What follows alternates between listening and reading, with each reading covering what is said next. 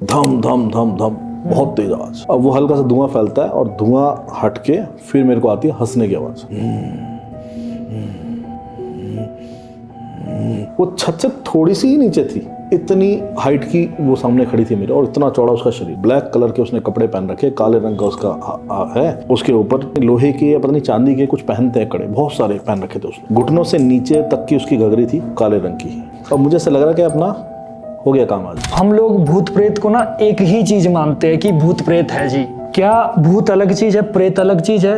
अगर है तो ये कैसे अलग है, इनको थोड़ा सा एक्सप्लेन करो। तो हमारे वहाँ पे ये थी कि भाई बावड़ी के आसपास नहीं जाना, क्योंकि उस बावड़ी में कोई भयानक जो है ना चुड़ैल है, ऐसा सब कहते हैं। जब मैं जाने लगा, लगभग 12 बजने के आसपास का समय है, मैं देख रहा हूँ कि चौराहे के उस पार से इस तरफ से कोई फीमेल आ रही है, कोई माता जी जैसी आ रही है, बुजुर्ग। अब बिल्कुल जब चौराहे से हम दोनों एक दूसरे को क्रॉस कर रहे हैं, वो इधर क्रॉस कर रही है, मैं उधर क्रॉस कर रहा हूँ, तो मेरी नजर पड़ रही है कि वो फ्लोट कर रही है, वो हवा में है। इतना भयानक चेहरा था उसका। आप मेरे को बता रहे थे कि आपने पाताल लोक की भी यात्रा की है। मैं सीधा प्रविष्टि करता हूँ जमीन के नीचे। अच्छा, वहां पे सब जगह दूत लगे हुए हैं, और वो दूत ऊपर से मनुष्य हैं सारे, ठीक है ना, सब के ऊपर मुकुट लगे हुए हैं, है ना, नागबंद उनके बने हुए हैं, नीचे से सब सर्प हैं, ठीक है। ये मैं पाताल की स्थिति बता रहा हूँ जो मैंने देखी है। जिन लोगों ने दर्शन करें वो मान जाएंगे कि हाँ सही था, और जिनको नहीं पता कोई दिक्कत नहीं है। आपके यहाँ राजस्थान में भी क्या गिट्ठू राक्षस होते हैं? होते तो वो किस रूप में होते हैं? वो इतने इतने बड़े बबल जो है प्रेत हैं, प्रेत है वो। प्रेत भाग रहे हैं, इसको तो मैं अटैच इधर कर से दूंगा। उधर आप डाल देना, वो इधर से उधर भाग रहे हैं, और इतने इतने बड़े बबल हैं। और जो लोग कहते हैं अरे साहब ये तो डस्ट पार्टिकल इतने से होते हैं, इतने इतने मोटे नहीं होते, डस्ट पार्टिकल से नॉर्मल इतने बड़े नहीं होते। और ऑब्स जो होते हैं, और इनका तो स्वरूप होता है, ये व्हाइट कलर के जंप ले रहे हैं तो मेरे जाते हैं ऐसे, दरवाजे से उठ के इधर भाग रहा है, रॉकेट की तरह इधर जा रहा है, वो सारे मैंने आपको फोटो दिखाया। फिलहाल तो हमने जाने कितनी पकड़ी, कितनी छोड़ दी, और जब भी कोई आप हो तो बता देना, आप तो सामने पकड़ लेंगे। कुछ प्रेत मदद भी करते हैं, आप कह रहे थे। काल काल मारी मर इन्हें मारो तो शपथ राम की राकुनाथ मर जादा नाम की। तो दोस्तों आप सभी को मेरा नमस्कार और आपका स्वागत है एक बार फिर से हमारे the Limitless talk powered by the smile resort your dream destination के एक नए एपिसोड में। और आज का एपिसोड बड़ा खास होने वाला है, क्योंकि आज के एपिसोड में हमारे साथ हैं आचार्य अभिषेक जी, जो कि ज्योतिष विद्या में काफ़ी समय से प्रैक्टिस कर रहे हैं, और उसके साथ ही पैरानॉर्मल उनके जो एक्सपीरियंस रहे हैं। मैं बहुत सारी चीज़ें आपको नहीं बताऊंगा, क्योंकि उनके शब्दों से, उनके मुंह से आप सारी चीज़ें सुनेंगे तो आपको बहुत ज़्यादा मज़ा आने वाला है। तो ज़्यादा समय न वेस्ट करते मैं शुरू करता आज की podcast light camera sound and podcast.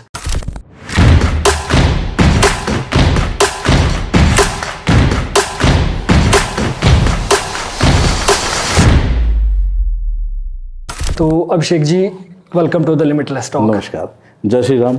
जय श्री राम। और कैसे हैं आप, सबसे पहले ये बताइए। मैं बहुत अच्छा हूँ। और सफ़र कैसा रहा पहले? सफ़र अच्छा रहा, और मेरा सौभाग्य है कि मैं देवभूमि पे मैं आया हूँ, हिमाचल, क्योंकि देवताओं भूमि, ये सौभाग्य की बात है कि मैं यहाँ पे मंदिरों के दर्शन भी हो जाएंगे और आपसे मिलना हुआ, तो ये भी एक मेरे लिए बहुत बिल्कुल बात बिल्कुल। है, क्योंकि मैं आप देखिए काम चाहे कुछ भी है, लेकिन मैं आपका सब्सक्राइबर भी हूँ। चलिए ठीक है ना, अच्छी तो बात। मैं आपका फैन हूँ एक तरीके से, ठीक है ना। चलिए तो ये है, तो आज कुछ बातें भी हो जाएंगी इस तरह से। आज बहुत मज़ा आने वाला है। तो मैं थोड़ा सा मैं चाहता हूँ कि आप थोड़ा सा बताएं हमारी ऑडियंस के लिए कि आप क्या करते हैं, कितने समय से करते हैं, और क्या क्या आपकी एक्सपर्टीज़ है। मैं अपना प्रोफाइल समझा देता हूँ कि मेरा वर्क क्या है। देखिए, बेसिकली तो मैं राजस्थान से हूँ, मैं वहीं से पला बढ़ा हूँ, वहीं से मेरी पढ़ाई हुई है, पोस्ट ग्रेजुएशन मैंने वहीं से की है। मैंने ज्योतिष की पढ़ाई की है, ठीक है, पोस्ट ग्रेजुएशन के बाद। तो ज्योतिष की पढ़ाई करके, और जब से हो गई जो पोस्ट ग्रेजुएशन, उसके बाद से प्रैक्टिस करते हुए मुझे 10 साल से ऊपर हो गए, है ना। यानी मैं प्रोफेशनल 10 साल से ज्योतिषी हूँ मैं, ठीक है। और लेकिन साथ साथ बचपन से मेरे को पैरानॉर्मल से मैं जुड़ा हुआ हूँ, क्योंकि उसमें मेरी लाइफ से बहुत सारी बातें थी कि मेरा बहुत सारे मेरे साथ अनुभव हुए, और फिर वो बढ़ते ही गए। और कुछ मेरी शुरू से जो भक्ति है ना बजरंगबली महाराज के लिए रही है। मैं समर्पित हूँ उनको, क्योंकि हमारे इष्ट भी हैं वो, और 3 वर्ष की आयु से मैं उनको समर्पित हूँ। पूरा आजीवन उन्हीं का है मेरा, जो है ना, उन्हीं के चरणों में है। तो मैं फिर धीरे धीरे स्पिरिचुअल से भी मैं जुड़ता चला गया। मेरे को ऐसे ही लोग मिलते चले गए, और फिर धीरे धीरे मेरे साथ कुछ ऐसी बातें हुई कि मुझे चीज़ें दिखने लग गई। मैं पैरानॉर्मल वर्ल्ड से जुड़ गया। मेरे को हम लोगों के अलावा ऐसी चीज़ें जो दुनिया में नहीं, वो भी मुझे दिखाई दे रही हैं। तो पहले तो लोगों को, मेरी फैमिली को ये लगा कि मैं खुद ही बीमार हूँ। ये स्थिति भी थी, ये दिन भी आए थे कि लोगों को लगा नहीं, अरे बहकी बातें करता है यार, है ना, तो इसका खुद की। लेकिन बाद में जब उनको विश्वास हुआ कि नहीं, बट जहाँ भी जाते हैं वहाँ पर ये बिल्कुल ठीक है, और ये जो बताता है वो भी ठीक है। फिर मैं इस चीज़ की प्रोफेशन में चला गया, यानी बिल्कुल एक धारा में मैं बहने लग गया। ऐसा नहीं है कि सिर्फ हवा हवा में बात कर ली सी। फिर मैं इसके जो एक्सपर्ट लोग हैं उनके साथ मैंने सीखा, मैं उनके साथ बैठा, बड़े बड़े मैं साधु संतों के साथ बैठा, अच्छे उच्च कोटि के जो तांत्रिक हैं उनके साथ में बैठा। इसकी बहुत सी पुस्तकें मैंने बहुत मेहनत करके मैंने पढ़ी। अभी भी मेरे पास अच्छा कलेक्शन है, आज की डेट में 250 से ऊपर किताबें हैं मेरे पास इसी चीज़ की, तो वो पढ़ी। और फिर मैंने जब फिर देवता ने मुझ पर कृपा करी, जिसको हमारी भाषा में कहते हैं गद्दी लगाना, है ना। आपकी भाषा में जैसे गुरु होते हैं, देवताओं के गुरु होते हैं ना, हमारे राजस्थान में से कहते हैं गद्दी लगाना। गद्दी देवता की गद्दी होती है, जब उस गद्दी पे बैठेंगे तो देवता बोलेगा, है ना। तो वो बजरंगबली महाराज ने मुझे इस लायक समझा कि मेरे सर पे अपना हाथ रखा, तो वहां से मैंने लोगों की मदद करनी शुरू की। तो मैं लोगों की पैरानॉर्मल में भी मदद करता हूँ, ज्योतिष के मामले में मदद करता हूँ। तो ज्योतिष का मामला यह है कि उसमें समय कम मिलता है, 20% है, 80% जो इसी में टाइम चला जाता है कि लोगों के जो केसेस आते हैं, और मेरे पास इंडिया से नहीं बाहर से भी केस मेरे पास आते हैं। तो मैं, हाँ, बस उसमें कंडीशन यही है कि जो भले के लिए आ रहा है उसके लिए स्वागत है, उसकी मैं मदद करूंगा जितनी मुझसे हो सकेगी। सब कुछ कोई भी नहीं है, सर्वे सर्वा कोई भी नहीं है। बिल्कुल बिल्कुल। और जितनी मुझसे हो सकेगी, जितनी देवता मेरी मदद करेंगे, और जो नकारात्मक के लिए है उसके लिए माफी चाहूंगा क्योंकि यहाँ पे स्टार्टिंग, हाँ, तो बिल्कुल स्टार्टिंग में ये मेरा प्रोफाइल है, तो इसी से मेरी रोजी रोटी जुड़ी हुई है, और आगे तक भी मैं जब तक सांस में सांस है इसी में सेवा करता रहूंगा। बिल्कुल, बाकी बिल्कुल, महाराज की इच्छा। बिल्कुल बिल्कुल जी। तो चलिए सबसे पहले ये बताइए कि बचपन में ना कभी जो पहला पैरानॉर्मल आपके साथ कुछ एक्सपीरियंस हुआ था, हाँ, वो उससे स्टार्ट करते बचपन से। ये आपने अच्छी इस चीज़ को मेरे को याद दिलाया कि आदमी कहाँ से एक चीज़ में शुरुआत करता है। बिल्कुल। कि एक बच्चे को कहीं से लगती है कि हाँ मैं डॉक्टर बनूंगा या मैं पुलिस वाला बनूंगा, तो मैं कहाँ से इस लाइन में आया पैरानॉर्मल, ये मैं आपको बता दूं। इसके पीछे घटना है, क्योंकि मैं शुरू से बताऊंगा तभी आपको समझ आएगा, आपको इंटरेस्ट भी आएगा, और एक पूरी छोटी सी कहानी है। ये बात है कि जब मैं 7वीं क्लास में पढ़ता था, ठीक है, अब 7वीं क्लास में पढ़ता था, और उस टाइम पे हमारा जो इलाका था, मैं प्रॉपर जयपुर से हूँ, तो थोड़ा जयपुर का भी आउटर इलाका था, तो बहुत दूर दूर मकान और खुले खुले हमारे होते थे।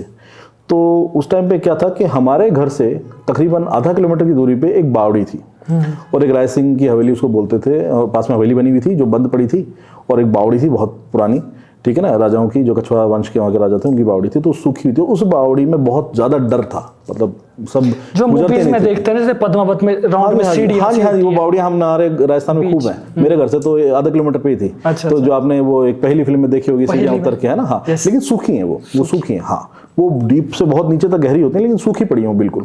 तो उसमें बहुत सारे लोग सुनोगे तो आप कहते हैं कि जिन्नों का वास है, कोई कुछ कहेगा, कोई कुछ कहेगा, सबका अलग अलग हिसाब है, ठीक है ना। तो हमारे वहाँ पे ये थी कि भाई बावड़ी के आसपास नहीं जाना, क्योंकि उस बावड़ी में कोई भयानक जो है ना एक चुड़ैल है, ऐसा सब कहते थे।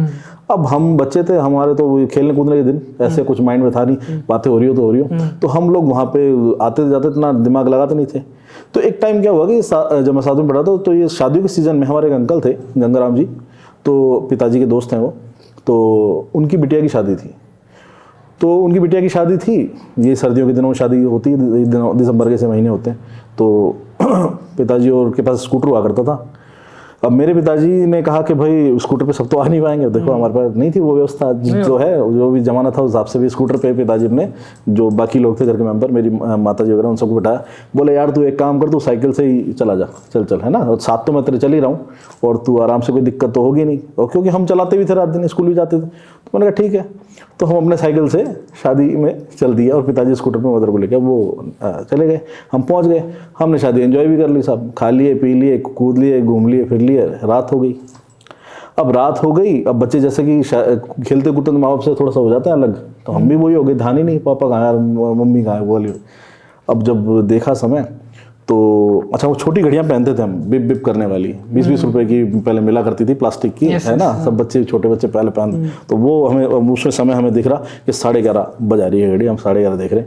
तो मैंने कहा मैं क्या ऐसा है कि वो तो जा चुके हैं, एक दो से पूछा कि भाई मेरे पिताजी कि वो तो नहीं है, वो तो चले गए हैं।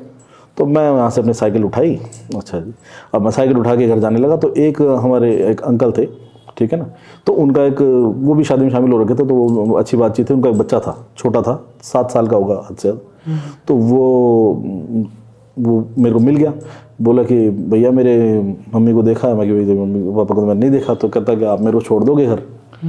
तो अब मैं उससे तो बड़ा ही था, तो मैं ठीक है बोल्ड से, मैं अब छोड़ देंगे, क्या हो गया, तो मैं तो बैठ जा साइकिल पे तो साइकिल पे मैंने उससे बिठाया और बिल्कुल माइंड फ्रेश था, आराम से मज़े में एकदम शादी वादी में खा पी के निकले, आराम से मैं उसको बिठाया, चलो चलते हैं। अब जब हम आ रहे हैं तो हम दोनों आपस में बात करते हुए आ रहे, अच्छा तूने ये करा, तूने वो करा, और मैं अपना साइकिल चला रहा हूँ, क्योंकि वो शादी का घर जो था कम से कम 20 मिनट का रास्ता था। अब वो जैसे जैसे हम पास आते गए तो फिर वो बीच में वो जो चौराहा है वो आ गया, और चौराहे से लग के ही बावड़ी है, और वो चौराहा हमेशा ऑर्डर रहता है, और बावड़ी से ही वो नीचे निकलती थी और घूम के फेरी मार के वो जाती थी, इस तरह का बताया जाता था। तो जब मैं जाने लगा, लगभग 12 बजने के आसपास का समय है, और राजस्थान की स्थिति ऐसी है साहब कि 8 बजे ही सन्नाटा पूरा हो जाता था, और अब तो फिर भी चहल पहल हो गई है, भीड़ हो गई है ना, तो डेवलपमेंट हो गया। उस टाइम पे तो बिल्कुल घुप अंधेरा, कहीं से रोशनी ना आए, कहीं कोई दूर स्ट्रीट लाइट से रोशनी आ जाए तो आ जाए, लोग बल्ब भी नहीं जलाते थे। तो 12 बजे तो आधी रात बीत रही है, समझ लो, दिल्ली वाला हाल तो है नहीं, है ना। तो हम उस अंधेरे में साइकिल चला रहे हैं। अब मेरे को ये पक्का दिमाग में कि पापा जी तो घर पहुंच चुके हैं, अपन तो घर ही तो जाना है, चले जाएंगे, बस पहुंचने वाले हैं, और मैं चला रहा हूँ। अब मैं जैसे ही पहुंच रहा हूँ, मैं रोड के इस तरफ हूँ और रोड उस तरफ एक चौराहा कटा हुआ है, तो मैं देख रहा हूँ कि चौराहे के उस पार से इस तरफ से कोई फीमेल आ रही हैं, कोई माता जी जैसी आ रही हैं, बुजुर्ग, क्योंकि सिमटा हुआ शरीर है ना, तो माइंड में कुछ नहीं होंगे कोई, ये दिमाग कह ही नहीं रहा कि यार आधी रात में जब कोई नहीं है तो ये क्यों घूम रही है ना, ऐसा कहीं नहीं रहा, नॉर्मल लग रही है बात मेरे को कि ठीक है, और मैं अपने साइकिल चला रहा हूँ। अब वहीं पे हमारे पास में उल्टे हाथ पे एक पट्टियों की टाल हुआ करती थी। पट्टियों की टाल होती है जो आज लैंटर डलने लग गए, पहले पट्टियां डलती थी कमरों पे और गाटर लगा के, तो उसकी इकट्ठा लौट रख के कोई बेचता था, तो उस पट्टियों की टाल कहते हैं उसे। तो वहाँ पे एक कुत्ता था जिसको हम आते आते स्कूल जाते आते हैं ना कुछ खिला दिया करते थे, और उससे पंगे भी लेते थे, तो मोती मोती बोलते थे उसको। अब वो नॉर्मल हमको सब जानता था, लेकिन उसी रात वो है ना बहुत बुरी तरह चीख के है ना, बहुत तेज उसने आवाज़ करी, और हम चमक गए उससे कि यार ये इतनी तेज हु करके क्यों उछल के पड़ा, तो क्या हमको तो जानता। अब वो उसकी तरफ देख के वो, अब भी हमको क्लिक नहीं हो रहा कि भाई कुछ गड़बड़ है, और हम साइकिल फ्लो में चले जा रही है और वो पास आते जा रहे हैं। अब बिल्कुल जब चौराहे से हम दोनों एक दूसरे को क्रॉस कर रहे हैं, वो इधर क्रॉस कर रही है, मैं उधर क्रॉस कर रहा हूँ, तो मेरी नज़र पड़ रही है कि वो फ्लोट कर रही है, वो हवा में है, जमीन से, वो जमीन से ऊपर है, उसकी पैर नहीं दिख रहे हैं, ठीक है। अब मैं यहाँ पे क्लियर कर दूँ, लोगों ने कहा होगा उसके साथ ये मुड़े हुए होते हैं, ये होते हैं, मुझे जो बीती है और जो मैं देखा मैं वही कह सकता हूँ। मुझे मैंने नहीं देखा साहब मुड़े उड़े आज तक, ठीक है ना। तो उसके पैर नहीं थे, मतलब उसमें ढक रखे थे या हवा में थे या क्या स्थिति, वो उड़ के चल रही थी, लेकिन वो ज़मीन पर नहीं टिक रही थी, और वो हवा में से जैसे तैरती हुई आगे बढ़ रही थी कंटिन्यू। और मैं साइकिल चला, मैं कंटिन्यू उसके पैर देखने के लिए ऐसे कर रहा हूँ कि एक बार पैर दिख जाए, इसके पैर क्यों नहीं दिख रहे, बस इसी में दिमाग लगा रहा हूँ। अच्छा, अब करते करते जब बिल्कुल उसके साथ में मेरी गर्दन घूमी और मेरे साथ आ गई, तो उसने अपनी मुंह मेरी तरफ उठाया। इतना भयानक चेहरा था उसका कि मतलब बुजुर्ग तो थी, लेकिन कोई बुजुर्ग इतना भयानक हो नहीं सकता। उसके चेहरे पे अति से ज़्यादा सिलवटें थी, पूरा चेहरा उसका मुरझाया, ऐसे सिलवटे सिलवटे सिलवटे सिलवटे, और आंखें मतलब घूरने वाली, बुरी तरह वो घूर रही थी। ऐसा नहीं था कि भाई कोई उसके कोई सींग थे, कुछ दांत ना, नहीं, वो मनुष्य ही दिख रही थी, लेकिन उससे एकदम भय पैदा हो रहा था देख के कि वो इतने गंदे तरीके से वो हमको देख रही थी कि जैसे आंखें निकाल के, और उसके तो मैं एकदम से कांप गया कि डर लगा कोई घूर के इस तरह का। भाई इतने बड़े नहीं थे ना, इतना उम्र नहीं थी हमारी उस वक्त। अब वो साथ वाला जो लड़का था वो तो बुरी तरह रोने लग गया कि मुझे तो मम्मी के पास जाना, और मुझे तो मैं अपनी रफ्तार तेज करी, मैं कि यार पता नहीं क्या है, मैं कि ये क्यों मेरे को ऐसा देख रही है। तब भी मेरे को नहीं हो रहा कि ये चुड़ैल है, तब भी मैं ये कह रहा हूँ कि पता नहीं ये बूढ़ी माता जी किस तरह से क्यों मेरे को घूर रही हैं, और है कितनी भयानक, कितनी डरावनी। मैं यही दिमाग लगाया जा रहा हूँ, और मैं क्रॉस कर गया। मेरे पसीने पसीने हो रहे हैं ठंड में भी, और मैं करते करते करते करते मैं घर पहुँचा। उसने कुछ एक्टिविटी की नहीं आपके साथ? भाई ये बजरंगबली महाराज की दया रही है कि उसने हमें नहीं मारा, या उसने हमें, क्योंकि इसके किस्से बहुत सुन रखे थे हमने, वहाँ पे कई मौतें हो चुकी थी, ठीक है ना। एक दूध वाला था, वो उसकी डेथ हुई थी, ठीक है ना। एक हमारे वहाँ पे LIC के काम करते थे अंकल, वो स्कूटर चलते चलते थे, रात को आ रहे थे, वो गिर गए थे, पैरालाइज हो गया था उनको उसी दिन, ठीक है ना। एक ऐसे तो बहुत सारे ऐसे किस्से थे जिन्होंने कहते कि साहब कईयों के साथ तबीयत खराब हुई है, बच्चों की, लेडीज़ों की। लेकिन मैंने उसको देखा, डर भरपूर मात्रा में लगा, लेकिन मुझे कुछ हुआ नहीं। ये ही दया है बजरंगबली महाराज की। तो मैं वहाँ से पार कर गया, ठीक है। अब मैं पार कर गया, और मेरे मन में ऐसी भावना भी नहीं कि मैंने चुड़ैल देख लिया, ऐसा पता ही नहीं, कुछ ऐसा माइंड में ही नहीं है। बस ये लग रहा है कि यार ये कुछ गड़बड़ है ना, क्योंकि ऐसे अजीब सा भय हो रहा है, क्योंकि इनकी एक ऑरा होती है, वो आपकी ऑरा से कनेक्ट करती है ना, तो भय पैदा कर देती है ना। तो भय मेरे अंदर पल रहा है कि मुझे अजीब सा लग रहा है। और मैं घर पहुँचा हूँ कि चलो मम्मी पापा से मिलेंगे, बताएंगे ऐसा ऐसा हुआ। घर जाता हूँ तो ताला लगा हुआ है, दिमाग खराब, ताला इतना बड़ा देख के अब ऐसे हो गया, अब करूँ तो करूँ क्या। अब रात के और 12:30 पौने 1 बजने वाले। अब इतनी उम्र नहीं, 12-13 साल 13-14 साल के बच्चे को कोई रास्ता ही नहीं दिख रहा, किसके जाए, वहाँ से निकल गए, यहाँ पे है नहीं, कहाँ जाऊँ, किसके जाऊँ। तो एक हमारे चौकीदार हुआ करते थे, उनको सब मोटा चौकीदार कहते, तो हम मोटा अंकल बोलते थे, तो हम वो मिल गए, उनसे थोड़ी बड़ी हिम्मत हुई हमको। तो हमने कहा कि अंकल ऐसे ऐसे बात है, तो पापा आए नहीं है, तो वो कह रहे हैं कि बेटा यहाँ तो नहीं आए हैं और तुम यहाँ मत बैठो, ठीक नहीं है, और तुम वापस चले जाओ शादी के घर में।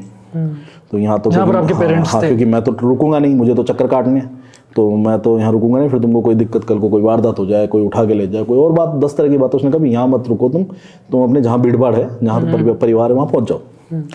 तो बोले कि यहाँ ठीक नहीं है। मैंने भी हाँ में हाँ कर लिया, ठीक है। मैंने फिर साइकिल उठाई, फिर उस लड़के को बिठाया। अच्छा, मैं उस टाइम बड़ा ये सोच रहा हूँ कि यार बच्चे को कुछ ना हो जाए, जबकि मैं खुद भी बच्चा ही हूँ, लेकिन वो मेरे से छोटा है, 7 साल का, मेरे को लग रहा है इसको कुछ ना हो जाए। मैं उसको बिठा के, और हमको एक ही मंत्र आता था उस टाइम पे, जय बजरंगबली, और आज भी हकीकत में यही आता है, ठीक है ना। तो अपनी साइकिल उठाई और जय बजरंगबली, जय बजरंगबली, जय बजरंगबली, जय बजरंगबली, क्योंकि हमारे इष्ट हैं बालाजी महाराज, ठीक है ना, काले हनुमान जी हमारे पूछते हैं, चांदी की टकसाल। तो मैं उनका नाम लेता गया, और मैंने साइकिल तेज, लेकिन जब मैं गया तो पूरा सन्नाटा, नहीं कुछ नहीं था, पूरा सेफ्टी से मैं वहाँ पहुँच गया। वहाँ भी वो नहीं मिले, फिर पूछताछ करी तो पता चला लड़की वाले जो थे ना, उनके फेरे थे बच्ची के, तो वहाँ चले गए थे पिताजी और सारे। तो फिर वहाँ उनके हम घर गए, बच्चे को मिलवा दिया। मैं रात को घर वालों के साथ 1:30 बजे तक घर आ गया, मैं आके सो गया। मुझे इस चीज़ की धड़धड़ाहट होती रही कि क्या था, ठीक है। अब इसका किस्सा दूसरे में पता चलता है कि उस बच्चे की तबीयत खराब ज़्यादा हो गई, यानी वो पोजीशन उसको हो गई, उसको हावी हो गई, वो बहुत बुरी तरह बीमार पड़ गया था, बहुत बुरी तरह। तो उसको तो फिर बाद में है ना, जो बुखार टूटता ही नहीं था, उसको तो फिर देवताओं के दिखाया था उस वक्त, क्योंकि हम तो बच्चे थे और जो भी उनकी मान्यता थी, तो उस टाइम बहुत सकट देवी देवता आते थे। आजकल तो क्या कि नकली भी चल रहे हैं, है ना, लेकिन उस टाइम किसी सक्षम में एक आदमी होता था ना, तो बात कह दिया तो पत्थर की लकीर है। तो ऐसे लोग बैठते थे। तो एक बुजुर्ग महिला थी, वो इलाज करती थी, तो वो उसको लेके गए, तो लगभग 1 महीना लगा था उसको ठीक होने में। मैं बीमार नहीं पड़ा था, लेकिन इस दिन से क्या हुआ था कि इस दिन के बाद मेरे में बदलाव ये हो गया था कि मुझे चीज़ें दिखने लग गई थी। मेरे को एक तो ये पता चल गया था कि ये, मुझे श्योर हो गया था कि ये चुड़ैल थी, ठीक है ना, क्योंकि वो बच्चा बीमार पड़ गया। फिर वो सारी चीज़ें घूम गई कि हाँ वो कैसे कैसे मूवमेंट हुआ, रात के टाइम में बिना हवा में उड़ रही है, दूर तक कोई इंसान नहीं, ये अकेली क्यों कर रही है, चौराहे पे क्यों घूम रही है, और बावड़ी के पास का क्या काम है, कोई घर नहीं है, कुछ नहीं है। वो सारे लिंक जुड़ते गए, तो सारा क्लियर हो गया कि ये जो थी, ये चुड़ैल थी, और इसलिए डरावनी थी, इसलिए भयानक थी। वो मैंने फर्स्ट टाइम ये इसको देखा था आंखों से। और उसके बाद से फिर ये हुआ कि फिर तो हर 4-6 महीने में कभी मैं सड़क पे किसी प्रेत को उड़ता देख रहा हूँ, कभी मैं कहीं जा रहा हूँ तो किसी घर में बैठा हूँ। एक फ्रेंड मैं गया हुआ था, तो वहाँ पे हम बैठ के चाय पानी पी रहे थे। वो बोला बैठो, मैं थोड़ी देर में 1 मिनट आ रहा हूँ, कोई आया हुआ है नीचे। तो मैंने उसको आते कहा, मैं यार मैं एक बात बोलूँ, बुरा मत मानना। तो क्या, मैं तुम्हारे घर में भी 15-20 दिन पहले डेथ हुई क्या कोई? तो उसने बोला यार अभी दादाजी ख़त्म हुए तो थे। तो मैं यार मुझे नहीं पता, मैं तो आ जाया हूँ। तो बोले कि तेरे को क्यों, क्या लगा? मैं कि यार ऐसे ऐसे एक आदमी है जो मुझे ऐसे रखता है और हाइट का कम है, रंग का सांवला है, और मैं कि यहाँ घूम रहा है। बोले मेरे दादाजी यार वो। तो वो थोड़ा मेरे से लोग कटने लग गए कि यार तो ये क्या बता रहा है। मैं कि मेरे को दिखे, मैंने बता दिए, ठीक है ना। तो मेरे साथ ये लिंक बनने लग गए, मेरे को एंटिटी है ना, एक मूवमेंट बनने लग गई। साल 6 महीने में कभी एक तालमेल बन गया, एक समय का, एक नक्षत्र का, कि हाँ भाई वो और मैं आमने सामने। ये नहीं है कि 24 घंटे हो रहा है, लेकिन वो बनना शुरू हो गया, यानी कि मैं इस मार्ग में पुश हो रहा था, ठीक है ना। अच्छा, इसके साथ साथ मेरी भक्ति बढ़ रही थी। मेरे घर वाले परेशान थे, मैं दिन रात हनुमान जी की सेवा में रहता था। मैं हनुमान जी के, हमारे जो महाराज के जो मंदिर है वीर हनुमान जी, अगर आप सर्च करोगे गूगल पे मिल जाएगा, सामोद के बालाजी। 770 सीढ़ियाँ हैं उनके बालाजी के, और उसके ऊपर पंचमुखी हैं जिनकी 150 सीढ़ियाँ। मैं उठा के साइकिल सीधा वहाँ पहुँचता था, साइकिल खड़ी कर स्टैंड में, और सीढ़ियाँ चढ़ना शुरू। 7 बजे तो चढ़ना शुरू कर देता था, आदत पड़ रही थी। तो ये पागलपन था हमारा, मतलब ये था भक्ति हमारी सर को, हमको कुछ दिखता नहीं था इसके अलावा कि पर फेल हो जाओगे कि हो जाने दो।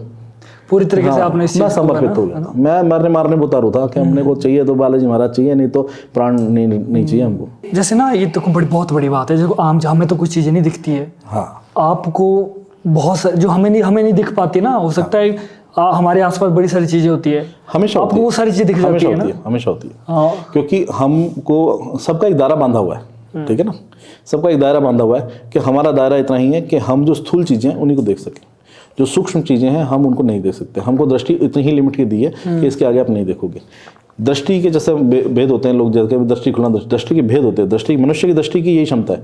फिर देव दृष्टि लग जाती है। जो हम आज देख रहे हैं कि भाई आप में ये विकार है, आपके साथ ये चीज़ चल रही है, आपके साथ ये देव दृष्टि है, ये मेरी क्षमता नहीं है, ये एक देवता बैठा है उसकी क्षमता है कि वो दीवारों के आर पार देख सकता है, वो पाताल फाड़ के भी देख सकता है, ये उस देवता की दृष्टि है। ये मेरी हैसियत ना तो है ना होगी, लेकिन उसका सर पे हाथ है, तो वो देव दृष्टि है कि वो सब दिखा भी रहा है और करा भी रहा है और बचा भी रहा है। और इसका सब मूल जो सार है वो सिर्फ भक्ति, क्योंकि मैंने करा क्या और इसके अलावा कि भक्ति करी और उन्होंने कृपा कर दी। मेरे पास और तो कोई चीज़ है नहीं कि मैं ये चढ़ा दूँ वो चढ़ा दूँ, ठीक है ना।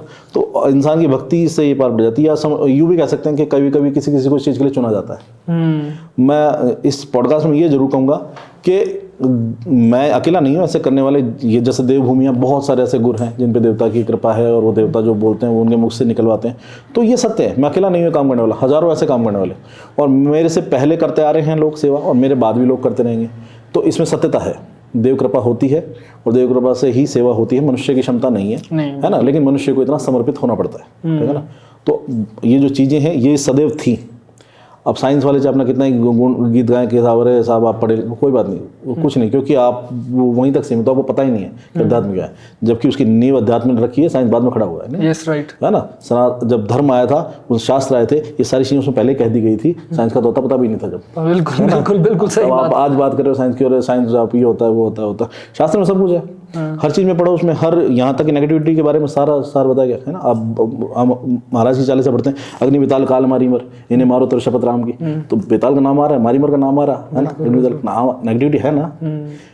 गीता पढ़ो, उसमें कहा जा रहा है प्रेत को पूजोगे प्रेत की योनि में चले जाओगे, मुझको पूजोगे मेरे पास आ जाओगे, कहा जा रहा है ना। बिल्कुल। तो आज जो ना माने ये सदैव थी, लेकिन भगवान का ये है कि जितनी चीज़ें बनाई गई है ना, उनका दायरा भी बांधा गया है। हम अगर इंटरफेयर ना करें तो वो भी इंटरफेयर नहीं करेंगी। लेकिन हमको तो आदत पड़ गई ना इंटरफेयर करने की, हम तो एक्सप्लोरर बनेंगे। तो आजकल के जो एक्सप्लोरर बन रहे हैं तो फिर उसका भुगतान करना पड़ता है, ठीक है। आपने ना एक चीज़ बताई थी कि आपका एक बार पिशाचनी से भी सामना हुआ था। पिशाचनी से, ये पिशाचनी वाला केस जो है ना, ये तो मतलब आज भी है ना, जो ऐसा लगता है कि ये केस मैं कभी ना लूं और ना ही मैं इस बारे में बात करूं। क्यों, ऐसा क्या था इसमें? हाँ, देखो, कोई केस था आपका? ये केस था, ये मामला था, ये किसी का केस था। मैं आपको थोड़ा सा इसमें बताऊंगा कि तंत्र जो है ना, इसमें कोई भी सर्वे सर्वा नहीं होता है। मैं आज आपको बता दूं, मेरे बाद भी पॉडकास्ट में लोग आएंगे, कोई भी आदमी कहते हैं कि वो तंत्र का ज्ञाता है, इसका कोई ज्ञाता हो नहीं सकता, नहीं हो सकता। ये महासागर है, ठीक है ना। ये इतना विशाल है कि इसको कोई पार नहीं पा सकता। हाँ, कुछ ज्ञान ले सकता है, कुछ पुस्तकों का, कुछ मंत्रों का, किसी एक सिद्धि का, 2 सिद्धि का, 10 सिद्धि, पार नहीं पा सकता। जिसको भगवान शिव ने कहा है, ये आगम है, ठीक है ना। भगवान शिव ने कहा, पार्वती माता ने सुना, विष्णु भगवान ने स्वीकृति दी, इसे आगम शास्त्र कहा गया। तो ये इसको कोई पूरा जान नहीं सकता था। एंटिटी इतनी ज़्यादा है, ये जो चीज़ें हैं ये इतनी ज़्यादा हैं कि एक के बाद आपको नए से नए नाम सुनने को मिलेंगे, नए से नए नाम, है ना। तो अब जैसे अब आप यहाँ पे हिमाचल में, तो यहाँ के कुछ अलग नाम हैं, बंगाल जाओगे कुछ अलग नाम है, बहुत सारी चीज़ें हैं, है ना। आप राजस्थान जाओगे, वहाँ बहुत सारे अलग नाम है ना, देवता भी अलग है, एंटिटी भी ऐसी बहुत सारी है, लोग से जुड़ी हुई है। तो पिशाचिनी है ना, एक हायर कैटेगरी है। Higher category? हाँ, पिशाचिनी से भी चुड़ैल तो टच ही नहीं करती है। अच्छा, चुड़ैल के टच नहीं, चुड़ैल तो हमने जाने कितनी पकड़ी, कितनी छोड़ दी, और जब भी कोई के आप हो तो बता देना, आप तो सामने पकड़ लेंगे। तो लेकिन पिशाचिनी का मामला क्या है कि पिशाचिनी एक अपने आप में क्यों नहीं है, ठीक है ना। वो पिशाचों, मतलब जो पिशाच होते हैं उसकी एक फीमेल कैटेगरी है, तो वो अपने आप में सक्षम है। दूसरी बात कि जितनी भी अलग जो योनियां हैं जो सक्षम है, बहुत ज़्यादा शक्तिशाली है, चाहे नेगेटिव फॉर्म में है वो, ठीक है ना। क्योंकि जो पॉजिटिव फॉर्म हो तो देवता हो गए और उनके गण हो गए, नेगेटिव फॉर्म वाली चीज़ें ये हो गई, पिशाचनी हो गई, विताल हो गए, है ना, और बहुत सारी चीज़ें हैं, ठीक है ना, असुर हो गए। तो ये अपने आप में सक्षम है, ताकतवर हैं, लेकिन ये इनका मतलब ये है कि ये ऐसे घूमते नहीं फिर रहे कि कोई जा रहा था चिपट गए, ये जा रहा था उसके कूद गए, वहाँ लग गए, शादी में जा रहा था परफ्यूम लगाया था, ना ना ना ना, इनका कोई लेना देना ही नहीं इससे। इसको फोर्सफुली पहले कोई सिद्ध करेगा, फिर फोर्सफुली इसको सिद्ध करके, इसको खुराक दे के, इसको वचनबद्ध करा के किसी पे छोड़ेगा। ये अपने आप से कभी किसी को परेशान नहीं करेगी। चलते आदमी के कभी भी पिशाचिनी नहीं लगती, कभी भी नहीं लगती, किसी भी हालत में, ठीक है ना। या तो पंगे ले रहा है, या तो इसको सिद्धि करने की कोशिश कर रहा है, या फिर किसी ने उस पर प्रयोग किया। मेरे साथ वही मामला ये हुआ था। मैं क्या था कि इस लाइन में काम कर ही रहा था, तो शुरुआती दौर था, इतना हाथ मजा हुआ नहीं था, इतना हाथ साफ नहीं था। तो सीनियर्स की हेल्प भी लेते थे जो हमसे पुराने थे, बहुत सारे। एक मोहन जी हुआ करते थे, वो बड़े अच्छे भक्त थे, बड़ी अच्छी सिद्धि जान थी उनकी। तो मैं एक केस में काम कर रहा था, तो उस केस में क्या था कि एक थे रिलेटिव ही कह लो, मतलब बहुत अच्छी जान पहचान, तो उन पे क्या किसी ने मारण लगा दिया था। ठीक है ना? मारण मतलब? हाँ, मारण मतलब ये है कि तंत्र के जैसे 6 आयाम होते हैं ना तंत्र का, तो मारण, मोहन, वशीकरण, है ना, फिर स्तंभन है, विद्वेषण है, उच्चाटन है, ये 6 है। तो ये 6 प्रकार के तंत्र होते हैं, सब में हम पारंगत हो नहीं सकते, लेकिन फिर भी लोग जो है वशीकरण और सम्मोहन में तो पारंगत हो ही जाते हैं, कर करके कोशिश सीख ही लेते हैं। ठीक है ना, उसके मंत्र सिद्ध कर लेते हैं, उसके 1,00,000-2,00,000 जितनी भी संख्याएं कर करके फिर उसके हवन करके, तो उसी का एक तंत्र है मारण तंत्र।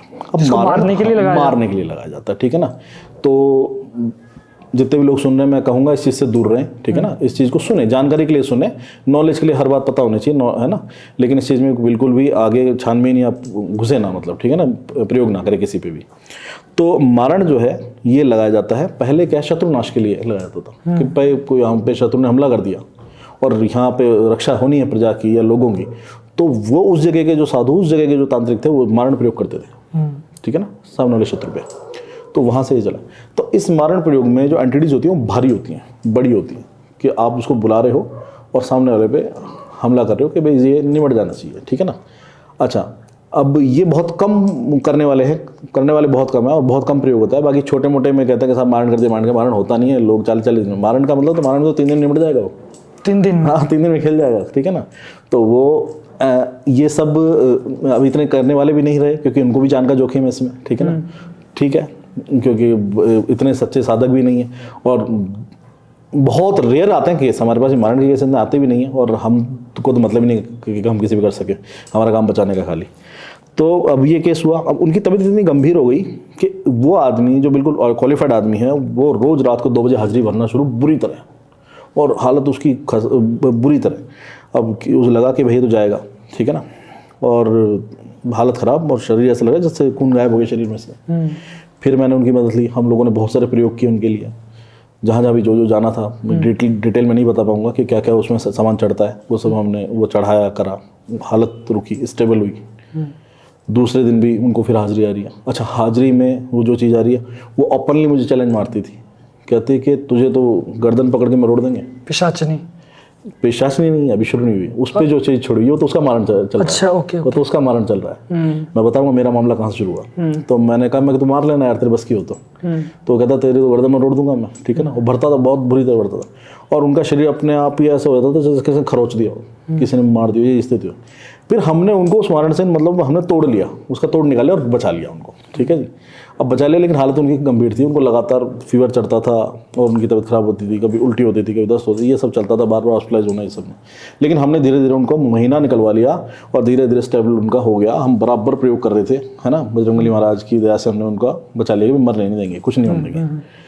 अब उस व्यक्ति को पता चला, पहुँचाई देते हैं मोहल्ले, जहाँ से मोहल्ले वाले ने तो कराया था किसी ने, कि भाई ये शख्स बीच में आ रहा है और ये बचाने पर लगा हुआ है, और ये प्रॉपर्टी के मामले भैया ये अपने को मिलने नहीं, मामला प्रॉपर्टी का था। आज के टाइम में देखो सारी लड़ाई जो होगी ना, पैसा, ज़मीन, है ना, और जेलेसी, इससे ज़्यादा कुछ खेल नहीं है ना। और सारा जो जितना भी तंत्र है उसका 90% तंत्र घर से ही शुरू हो जाता है। सिर्फ 10% ये जो बाहर वाला आप पे करेगा, बाहर वाला नहीं करता, 90% घर में ही कर रहे होते हैं, आपको पता ही नहीं होता। ठीक है ना। अच्छा, वहाँ पे जब उसको पता चला कि इसने भाई रोक लिया, तो उसने मेरा फ़ोटो अरेंज करा। ठीक है, उसने मेरा अरेंज कर लिया, मिल जाता है इधर उधर से, कहाँ कबाड़ो भाई फ़ोटो कहीं से, उसने मेरा नाम पता सारा डिटेल निकल जाती है, चलो उसने कर लिया। अब उसने अपने एफर्ट जो भी था कहा कि भाई पहले इसको निपटाओ। ठीक है, जो इलाज कर रहा है पहले इसको निपटाओ, ये हटेगा, वरना तो ये बीच में पंगे लेते रहेगा। ठीक है ना। और मैं किसी की, एक बात मेरी आदत है, मैं किसी की जिम्मेदारी ले लूँ ना, कि मैं तेरे साथ खड़ा हूँ, तो फिर चाहे जान चली जाए, मैं हटूंगा नहीं पीछे, क्योंकि ये मैंने उनसे सीखा है। जब वो राम जी के साथ खड़े हैं, तो चाहे सेना हो चाहे नहीं हो, चाहे वो रावण के बाद चाहे कितनी सेना हो, वो खड़े हैं तो खड़े हैं बस। जहाँ धर दिया है ना कि हनुमान अंगद रणगाजे और हाँक दे रजनी चरभाजे, कि जब रण में पैर धर देंगे तो वैसे ही तो हो चुके सर, तो वो बजरंगबली महाराज की सेवा पे वो गुण होना चाहिए, है ना। तो मैंने कहा मैं कि ठीक है। अब क्या होता है कि मैं अपने घर चला जाता हूँ राजस्थान। ठीक है, वहाँ पे मैं घर चला जाता हूँ और मैं अपने रात को सो रहा हूँ। अब रात को सोते सोते, ये शनिवार का दिन था। ठीक है, शनिवार का दिन था। अब रात को सोते सोते लगभग 3 बजे ऐसा होता है कि जैसे किसी ने छत पे तेज हथौड़ा मारा हो, ठीक है ना। आपने कभी मकान बनते देखे हैं, जब मकान पहले डिसमेंटल करते हैं, तोड़ते हैं और फिर दोबारा बनाते हैं तो छत तोड़ी जाती है, तो छत तोड़ने में एक आवाज़ बहुत तेज गूंजती है, जो हथौड़ा बजते हैं छत पे, नेचुरली इतनी जोर से, तो बहुत तेज किसी ने छत पे हथौड़ा मारा, तो एकदम से आवाज़ हुई, तो मुझे लगा ये किसी ने बम फोड़ा है या किसी ने ये कुछ आवाज़ करी है, कुछ गिरा है, तो मैं एकदम से सोता सोता उठ गया। अब मैं जहाँ, जो मेरा कमरा है, मेरे जहाँ पे मैं घर में तो मेरे कमरे में भी कोई जल्दी से आता नहीं था, कि मेरे कमरे में भी पंचमुखी लगे रहते हैं, मेरी और ही चारों तरफ यही चलती है। तो महाराज का इतना बड़ा फोटो है बजरंगबली महाराज का, पंचमुखी का, तो वो मेरे सिरहाने के पीछे वो होते हैं, है ना। तो घर, मेरे कमरे का माहौल उसी तरह का है। तो मैं अपना जॉब वॉब करके मैं सो गया। रात को अचानक 3 बजे के आसपास एकदम से धमाका होता है छत पर। हाँ, बड़ा तेज। अब मैं एकदम से उठ जाता हूँ। अब मैं ये सोचता हूँ कि हुआ क्या है ये, कि भाई कोई बम फटा है, कहीं कुछ गिरा है, किसी ने कोई लोहे की चीज़ छत पे गिरा दी, एकदम बहुत भयंकर आवाज़ हुई है। ये मैं सोच ही रहा हूँ, इतने में फिर 3 बार ताली बजती है कमरे में, कमरे के अंदर 3 बार ताली बजती है, ऐसे 3 बार ताली बजती है, और ये मैं हल्की बजा रहा हूँ, बहुत तेज 3 बार ताली बजती है। और 3 बार ताली बजने के साथ ही ऐसे ऐसे ऐसे ऐसे करके तरंगे उठती है हवा में, तरंगे उठती है और एक गुबार सा उठता है। और मैं ये मूवमेंट देख रहा हूँ, मैं रुका हुआ हूँ, बिल्कुल कुछ मेरी बॉडी में हलचल नहीं हो रही, मैं देख रहा हूँ कि वो ताली बजी है, मैं उसी से रुक गया। यानी वो ताली ऐसी कि जिसने वातावरण रोक दिया, मैं ऐसे कैसे रुक गया हूँ। अब वो हल्का सा धुआं फैलता है, और धुआं हट के फिर मेरे को आती है हंसने की आवाज़, बड़ी तेज। मेल की फीमेल की? नहीं, औरत की हंसने की आवाज़ आती है बड़ी तेज। अब वो धुआं हटता है तो मैं देखता हूँ मेरे घर की जो छत थी वो थी 11 फीट, क्योंकि हमारे राजस्थान के मकानों की छतें ना ऊंची होती थी। वो छत से थोड़ी सी ही नीचे थी, थोड़ा सा ही नीचे रही होगी उसकी सिर्फ बस। यानी कि छत अगर 11 फीट है तो वो 9 साढ़े 9 फीट थी, 1.5 फीट उसका सर इतना रह गया। इतनी हाइट की वो सामने खड़ी थी मेरे, और इतना चौड़ा उसका शरीर, ब्लैक कलर के उसने कपड़े पहन रखे, काले रंग का उसका है। उसके ऊपर ये लोग पता नहीं लोहे के या पता नहीं चांदी के कुछ पहनते हैं कड़े, बहुत सारे पहन रखे थे उसने, ठीक है। घुटनों से नीचे तक की उसकी घघरी थी काले रंग की, ठीक है। घुंघराले उसके बाल, बिल्कुल घुंघराले, जैसे किसी ने ढेर सारा इतना सारा तेल डाल दिया, इतने बिल्कुल जेड ब्लैक घुंघराले, और यहाँ तक उसके बाल लटकते हुए, और उसके नाखून बढ़े हुए। और उसको देख के मैं बिल्कुल भी, सांस मेरी रुकी हुई है और मेरी बॉडी हिल नहीं रही है। मैं चाह रहा हूँ कि मैं क्या करूँ, मैं हिलूँ, मैं बोलूँ, भगवान का नाम तो भी नहीं ले सकता हूँ, तो ये स्थिति हो रही है। और वो मेरे को देख रही है, ठीक है ना। और मुझे ऐसा लग रहा है कि अपना हो गया काम आज, ठीक है ना। एकदम मन में ऐसा विचार आ रहा है कि शायद अपना समय आ गया कि, तो मैं उसका स्वरूप देख रहा हूँ। इतनी चौड़ाई एक औरत की है, इतनी चौड़ाई है उसकी, है, और वो बड़े बड़े उसके हाथ हैं, बड़े बड़े नाखून है, हाइट उसकी 9 साढ़े 9 फीट है, उसके बाल काले इतने ऐसे। अब मैं उस वक्त मुझे नहीं पता था कि ये क्या एंटिटी है, ये जो मैं बताऊंगा ये हुआ बाद में कैसे।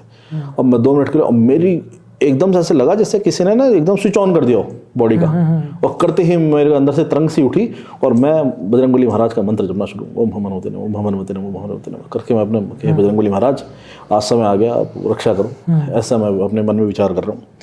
और मैं ये विचार कर रहा हूँ करते करते, और एकदम से ये होता है, और 10 सेकंड के अंदर वापस बादल बनते हैं और वो गायब।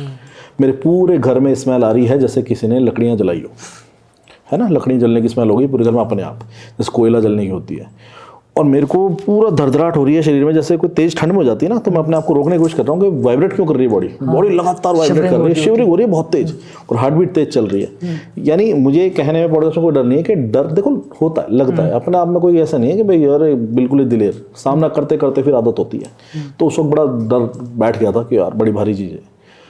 अब मैं ये करके मैं राम भजता पूरा मैं जाप ही करता रहा। उसके जाने के बाद 3 बजे बाद सो, हाँ नींद आया, फिर तो हाय तो ऐसा हो रहा है कि पता नहीं क्या हो गया मेरे साथ। तो मैं बस अपने भगवान का नाम लेते, भगवान रक्षा करो रक्षा करो रक्षा। सुबह उजाला हुआ, उजाला होते मैं फटाफट नहाया, नहाते मैंने अपनी मोटरसाइकिल उठाई, एक हमारे थे जो कि मेरे से पुराने थे, जानते थे इन चीज़ों को, सीधा उनके पास पहुँचा। जैसे मैं उनके पास पहुँचा, और वो बस अपनी पूजा पाठ करके, मतलब पूजा करके सीनियर थे, ठीक है ना। तो अब वो जब वहाँ कलकत्ता चले गए, वो साधना में चले जाते हैं, है ना। तो मैं उनके पास गया, तो उन्होंने जाते बोला, तो वो ना भिड़ते मेरे को एक कि ये क्या ले आया साथ में। तो मेरे को और ऐसा हो गया, उनको दिख गई होगी चीज़ जाती हुई, उनको वो ऑरा दिख गई, वो असर दिख गया उनको। तो बोले क्या ले आया साथ में। तो अब मैं और डिमोटिवेट हो गया एकदम, कि भैया आपने तो लग गई अपन तो को एक पत्ते से, ठीक है ना। मैं बोला मैं कि आप बताओ, मैं तो आपके पास आया हूँ। तो बोले कि अच्छा कैसी लगी। मैं क्या बताऊँ कैसी लगी, मैं बहुत जोर से लगी साहब, बड़ी भयानक लगी। मैं कि बस जिंदा हूँ, मैं कि वरना मारने के सतुने थे। तो मैं बोला मैं कि पहले तो ये बताओ मैं कि ये इतनी खतरनाक चुड़ैल आई कहाँ से। उन्होंने कहा कि देख चुड़ैल नहीं है ये, चुड़ैल ये गदगाठी जो दिखी तेरे को ये पिशाच नहीं है। फिर वहाँ से मेरे को बाद में मैं अपना काम करने लगा, बाद में मैंने बहुत सारे केस देखे तो वाकई तब हमको क्लियर हो गया पिशाच नहीं इस कैटेगरी में जाती है और ये इनकी गदगाठी और ये स्वरूप इनका होता है। वो मैंने फिर बहुत सारे देखी हैं। तो वो फिर मेरे को लगा कि हाँ, तो वहाँ तो उन्होंने बताया था मुझे कि ये पिशाच नहीं है, मुझे नहीं पता था। उन्होंने कहा ये पिशाच नहीं है, चुड़ैल मत समझ लेना और ये काम ख़त्म करने का हिसाब है, ठीक है ना। तो स्पेशल तेरे नाम पे छोड़ी गई है, ठीक है। मैं कि अब बोला अब तू झेल ले। मैं कि यार ऐसे मत करो, ऐसा तो मरने का काम हो जाएगा। मैं क्या मैं आपके पास आया, बोले कोई नहीं मैं मजाक कर रहा हूँ मगर। उन्होंने फिर बहुत सारा सामान तैयार करा। इसमें क्या होता है फिर एक आटा ले लेना पड़ता है कुछ तोल के, है ना। उस आटे की एक महिला बनानी पड़ती है सेम उसकी जैसी, उसी का स्वरूप बनाते हैं उसका। उसमें बहुत सारी चीज़ें डलती हैं, उनका चीज़ों का नाम नहीं बताऊंगा। फिर उसको मंत्रोच्चारित करना पड़ता है, ठीक है ना, आह्वान करना पड़ता है, उसका श्रृंगार करना पड़ता है। फिर उसको बाद में अग्नि को देना पड़ता है, अग्नि को जलाना पड़ता है, ठीक है ना। और उसको बनाने के बाद मेरे सर पे से वो वार आ गया। वो सारा दिन प्रोसेस चलता रहा मेरा, मैं उस दिन यही होता रहा। और फिर ये हमने रात को शमशान तक में ये काम करा। फिर दूसरे दिन से मेरे को वो भार शरीर पे से खत्म हुआ और मेरी वो घबराहट और जो शिवरिंग थी वो रुक गई। वरना मेरा शरीर ऐसे हर वक्त वाइब्रेट था, हर वक्त वाइब्रेट था, नसें लगातार ऐसे कर रही थी। तो और ये है कि मैं मरा नहीं। क्यों? क्योंकि महीना भर अगर वो रह जाती तो नहीं, वो तो 3 दिन में खेल खत्म कर देती है। 3 दिन? हाँ 3-4 दिन में ले जाती है। महीना भर थोड़ी लगाती हैं, ये तो चुड़ैल उड़ैल काम है महीने भर। इनका तो काम बहुत फास्ट है। वो बड़ी चीज़ आप बुला रहे हो वो तो 3-4 दिन में निपटा देगी आपको तुरंत, ठीक और है। ऐसे शो होगा कि कुछ हाँ पता नहीं कि बस पता नहीं तबीयत खराब सी हुई थी, सीने में दर्द हुआ था, मर गया। मेडिकल में जो हम जो डेथ देखते हैं हम उसको छानते नहीं है कि भाई क्या हुआ, पता नहीं रात को अचानक से सीने में दर्द उठा, पता नहीं रात को अचानक से हार्ट अटैक आ गया। बहुत बार ये अटैक होते हैं इस तरह वाले, क्योंकि ये काम हो करके चले जाते हैं, ये इसका कोई प्रूफ नहीं होता, ठीक है ना। आप उस चीज़ को कभी ढूंढ ही नहीं पाओगे कि क्यों हुआ, है ना। ये चलते आदमी को इतनी तेज पुश कर देती हैं एक्सीडेंट के केस में, हाथों हाथ एक्सीडेंट मर जाता आदमी, क्योंकि इनमें मारने के 1000 तरीके हैं, लेकिन मारने वाले बचाने वाले बड़े हैं। अगर आपकी भक्ति है, ये बात तो है। तो भक्ति तो जो है ना वो पहाड़ की जैसी है, वो मरने नहीं देंगे, वो बैठे हैं। अगर आपकी भक्ति है तो बचा लेंगे। तो बजरंगबली महाराज ने मुझे बचाया। तो वहाँ मैंने पहली बार मेरा ऐसा एंटिटी से सामने होता, और उस चीज़ से मैंने एक चीज़ कि ये तो मैंने आज पॉडकास्ट में बोल दिया, ना तो इनका नाम लिया जाता, ना इनके बारे में ज़्यादा डिस्कस किया जाता, है ना। देखती है नहीं, इनकी ऑरा बड़ी तेज है, ये कनेक्ट करती हैं ना, इनकी ऑरा हैवी, इनके बारे में ज़्यादा बातचीत नहीं करनी चाहिए। अगर आपका इससे कोई काम नहीं है तो उनको अपने तरह रहने दो, आप अपने तरह रहो। ना ही इनका वर्णन, ना ही इनके मंत्र के बारे में बात करनी चाहिए। तो ठीक है, तो जनरली मैंने काम करता हूँ, मुझे कोई खतरा नहीं है, वो तो आप आदत पड़ेगी करते करते। तो बाकी आम आदमी को ज़्यादा डिस्कस करोगे तो उसके साथ ये चीज़ें जुड़ना शुरू हो जाती है। अब मान लो मैं देखो घोस्ट पॉडकास्ट करता हूँ इतनी तो देखो ना, जैसे आप ये पॉडकास्ट करते हो तो आपको किसी ना किसी कोई एक इष्ट तो आपका होगा ना, आपका कोई कुल देवता, आपका इष्ट देवता। आप पॉडकास्ट करिए, आपका काम है, ठीक है ना। तो आपका काम है, तो आपका एक इष्ट है जो आपको बचा रहा, सदा आपके साथ खड़ा है, क्योंकि इष्ट तो ऐसा है 2 कदम आगे चलता है। बिल्कुल इष्ट ऐसा है कि आपके हवा लगने से पहले उससे हवा टकराएगी, तो इष्ट में वो ताकत होती है। हाँ, क्योंकि मेरा देखो ना, मैं तो अब गेस्ट आएंगे वो एक बार बात करके चले जाएंगे। मैंने आज भी यही बात देखो गेस्ट में भी क्या होगा कि आपके साथ काम ऐसा है कि पॉडकास्ट में कि बहुत सारे जो गेस्ट आएंगे ना, उनकी सबकी और अलग अलग होंगे, है ना। उसमें से कुछ ऐसे भी आएंगे जो ऑलरेडी कुछ लेके बैठे हैं, है ना, शरीर में उनको पता नहीं है, उनके साथ चल के चीज़ आ रही है। या आप लोगों ने किसी ऐसी जगह माहौल इतना डिस्कस किया, जैसे कई बार आप गार्डन में करते हो, जंगल में करते हो, तो वो माहौल और वो मूवमेंट टच कर जाते, तो वो चीज़ साथ हो जाती है, ठीक है ना। हाँ, क्योंकि ये तो कॉलिंग हो जाती है उनके लिए कि भाई कॉल हो गई, तो उनको तो चाहिए कि कोई जरिया मिल जाए, सब्जेक्ट चाहिए, उसके साथ चल पड़ती है। आपको अपना इष्ट बलवान, अपना कॉन्फिडेंस लेवल इतना हाई रखो कि आप किसी की भक्ति कर रहे हो, तो जब तक वो बैठा है तब तक कुछ नहीं होगा। मतलब कॉन्फिडेंस तो फुल रहता है कि अपने देव, जैसे एक छोटे बच्चों को अपने माँ बाप पे विश्वास होता है ना, कि जब तक माँ बाप है ना, मैं खूब खेलूँ कूदूँ, ये मस्त पापा संभाल लेंगे।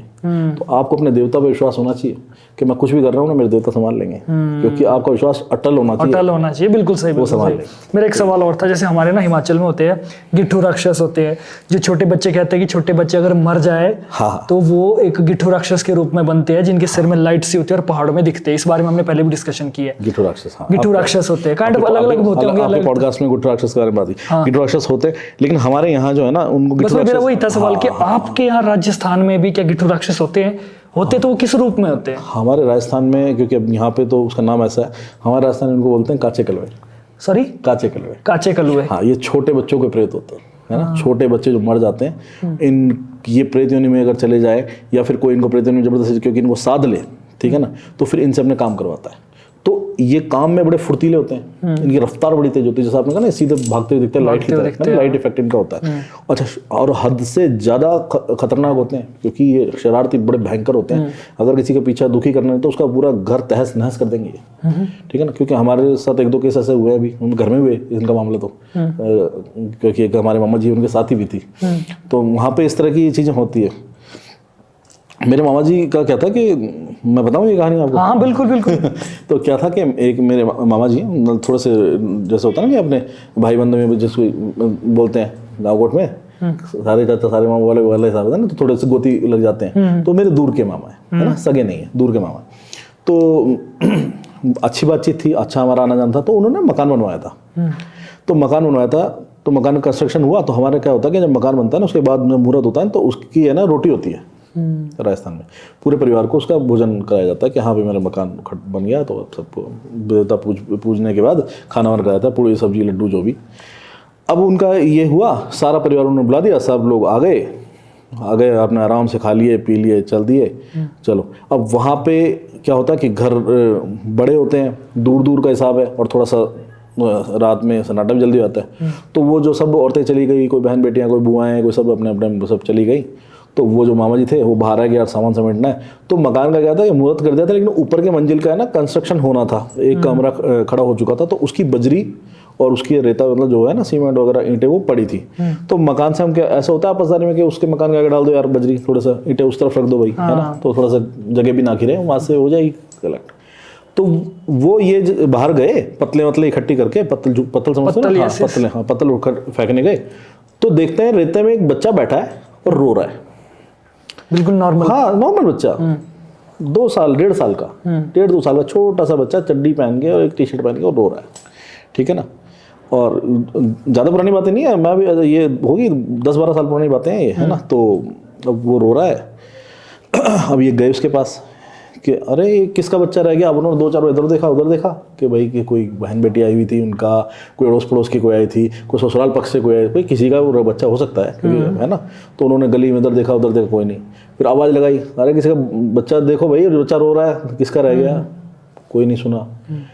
अब उनका घर है ना बिल्कुल चौराहे से ऐसे 2nd नंबर का मकान है, एक ऐसे हटके, वो एक प्लाट खाली पड़ा है और 2nd नंबर वाला इनका। तो इन्होंने चौराहे से इधर उधर भी नजर मार ली कि भाई कोई, तो सब जा चुके थे। अब इनको लगा यार छोड़ गए, बताओ बच्चे को इतनी भीड़ में, और ये लोग बच्चे को। अब ये उसके पास जब बच्चा और तेज रोए, फिर ये बोले कि भाई क्या करूं, ऐसा करता हूँ उठा के ले चलता हूँ, सर्दी हो गई है रात में, बच्चा रेत ठंडी होती चली जाती है, रेत में बड़ी ठंडक होती है। तो बोले इंसानियत के, अब है तो परिवार का ही बच्चा, सीधी सी बात है, किसी ना किसी का परिवार, अपने घर के लोग हैं। तो उन्होंने कहा कि चल बेटा रो मत, कोई बात नहीं, तेरे मम्मी पापा कल आ जाएंगे, ला तो मेरे पास आ करके उसको गोद में उठाया, और ऐसे उठाया, बच्चा नहीं हिला नहीं हिला। और ये जो मेरे मामा जी हैं, ये 6.5 फीट के हैं, और शरीर से बहुत तगड़े हैं, क्योंकि घर में क्या है कि 5-6 भैंसें हैं, तो गाय भैंसों का काम करने वाले को थोड़ी मेहनत ज़्यादा होती है, और ना खेत का काम भी करना होता, तो शरीर से तगड़े थे। अब फिर उन्होंने अरे क्या हुआ, फिर उन्होंने कहा अरे बेटा आना मेरे पास, मतलब माइंड में लाया नहीं ऐसा कुछ। तो दूसरी बार भी इन्होंने उठाया, वो हिला ही नहीं। अब इन्होंने जोर लगाया, भाई ताकत और आदमी, जोर लगाया, इंच भी नहीं हिला वो, लेकिन चुप हो गया वो, उन्होंने रोना बंद कर दिया और आंखों से आंखें कांटेक्ट मिला लिए, है ना, उसकी आंखें। अब जब वो नहीं हिला तो इनको थोड़ा धक्का लगा कि यार ये क्या गेम है, मैंने एक बार उठाया ये नहीं हिला, दोबारा मैंने पूरा जोर लगा लिया, हिल के राजी नहीं है, और फिर वो चुप हो गया। और चुप होते जैसे इन्होंने उसकी आंखों में देखा, उसकी आंखें ना जो रेड हो रही है, जैसे अपन रेड आंखों में लाल डोरे हो जाते, बिल्कुल लाल हो गई है सुर्ख आंखें। अब इनके हाथ पर फूल गए एकदम से, ये तो अपना उसको छोड़े और घर की तरफ भागे। घर से दूर, बजरी थी मैं बता रहा हूँ 2 मकान छोड़ के, तो घर की तरफ भागे, अंदर की तरफ, अपने घर में देवताओं का स्थान अंदर भागे। अब ये जैसे ही भागे तो वो पीछे एकदम से वो खड़ा हो गया, ठीक है ना, और वो जोर से चिल्लाता है अरे गोदी नहीं ले रहा है क्या, है ना, जैसे हमारे मारवाड़ी कहते हैं अरे गोदी ले ले आजा, ले रहे को ना कहीं, हमारे मारवाड़ी, यानी वो कह रहा है कि तू तो गोदी में उठा रहा था ना मुझे, क्या हुआ, रुक के। अब इनके तो दुख हो रही है। अब ये देख रहे हैं परछाई में, तो परछाई में उसका स्वरूप आ रहा, तो पीछे बड़ा होता जा रहा है उसका आकार बढ़ता जा रहा है और लंबा होता जा रहा है। और ये इतनी तेज़ी से भागे हैं, इनका कुछ होश नहीं कि बस एक बार घर में घुस जाऊँ, लेकिन ये घर में नहीं घुस पाए। ये बिल्कुल मेन दरवाजे में पछाड़ खा के बेहोश हो गए, दरवाजे में पछाड़ खा के बेहोश हो गए। और वहाँ पे फिर ये जो है वहाँ तक के दरवाजे तक आया, ठीक है ना, तो ये दरवाजे तक आया। और फिर जब ये बेहोश हो गए तो घर में आवाज़ हुई कि धमका काहे का हुआ। फिर सारे लोग बाहर आए तो ये पड़े थे दरवाजे पे, मेन दरवाजे पे पड़े थे, रात पर चित हो गए, सरवर में भी लग गई थी। ऐसा अच्छा भला मतलब मजबूत कदकाठी का आदमी 8 दिन फीवर में रहे थे। 8 दिन तक लगातार फीवर रहा था और 8 दिन तक उनको लगातार वो यही बात बोलते थे कि बच्चे किलकारी क्यों हो जा रही है, बच्चा रो रहा है, वो हंस रहा है, वो चिल्ला रहा है, देखो इधर आ गया। वो ये नाटक चल रहा था। फिर उनको लेके गए देवस्थान पे, देवी देवताओं के पे, वहाँ उनके लगातार झाड़े लगे, उनका इलाज हुआ, ताबीज बंधा, ठीक है ना। तो हमारे वहाँ ये जो आप गिट्ठू राक्षस बोल रहे हो, ये हमारे वहाँ होते हैं, लेकिन काचे कलवे कहलाते हैं। और इनका बड़ा दुरुपयोग होता है, क्योंकि ये जो तांत्रिक, जो गलत करने वाले तांत्रिक हैं, क्योंकि तांत्रिक अच्छे भी हैं और बुरे भी हैं, तो वो बड़ा इनका प्रयोग करते हैं और घरों में छोड़ देते हैं। तो जब घरों में छोड़ते हैं तो पूरे घर का नाश कर देते हैं, रोजी रोटी सब खा जाते हैं, घर में किसी को सोने नहीं देते, किसी को स्वस्थ नहीं रहने देते, बड़ा परेशान करते हैं, ठीक है ना। तो ये वहाँ पे ये एंटिटी बस नाम का ही फेर है, सब जगह अलग अलग नाम से ना। मेरे एक और भी सवाल था आपसे, जैसे हम लोगों की क्या है, हम लोगों ने सुना है ना भूत प्रेत, और हम लोग भूत प्रेत को ना एक ही चीज मानते हैं कि भूत प्रेत है जी। क्या भूत अलग चीज है, प्रेत अलग चीज है? अगर है तो ये कैसे अलग है, इनको थोड़ा सा एक्सप्लेन करो। देखो, भूत प्रेत हम साथ में बोल लेते हैं क्योंकि वो दिखने में ऐसा है कि जैसे हम मानेंगे कि एक ही चीज हो रही है, लेकिन दोनों का भेद समझना जरूरी। भूत वो है जो बीत चुका है, ठीक है ना, और प्रेत वो है जो प्रेतक योनि है। प्रेतक योनि हो गई है ना, भूतक योनि नहीं है। भूत वो है जो बीत चुका है, ऐसा जो चीज है जो घटित हो चुकी है, जो जा चुका है, ठीक है ना। आज हम बोलेंगे भूत, भविष्य, वर्तमान। भूतकाल जो पीछे खत्म हो गया, जो काल खत्म हो गया। ऐसे ही जब मनुष्य खत्म हो गया है, उसका शरीर खत्म हो गया, तो भूत में वो कहलाएगा, ठीक है ना। लेकिन इसका मतलब ये नहीं है कि उसे कोई सजा दे दी गई है या वो किसी को परेशान करेगा या नहीं करेगा। वो भूत हो चुका है क्योंकि वो शरीरधारी नहीं है। अब हो सकता है कुछ 5 दिन बाद, 10 दिन बाद उसकी मुक्ति हो जाए। आज उसकी मृत्यु हुई है, 13 दिन उसके कर्म के होने हैं, उसको गंगा जी लेके जाना है और उसके संस्कार होने हैं। 13 दिन के बाद उसका वो मुक्ति लेगा। तो इस दौरान वो अपने घर वालों को दिखेगा, इसमें से किसी को दिख भी सकता है। तो वो प्रेत योनि में नहीं गया है, वो प्रेत योनि में थोड़ी गया, उसकी तो हो सकता है मुक्ति हो जाएगी, गंगा जी में जाने के सब वो चला जाएगा, उसका कभी नहीं दिखेगा, प्रेत योनि में थोड़ी गया। लेकिन वो भूत में है, वो उस वक्त भूत है, वो जीवित भी नहीं है और वो प्रेत योनि में भी नहीं है, लेकिन वो बीत चुका है, तो भूत है।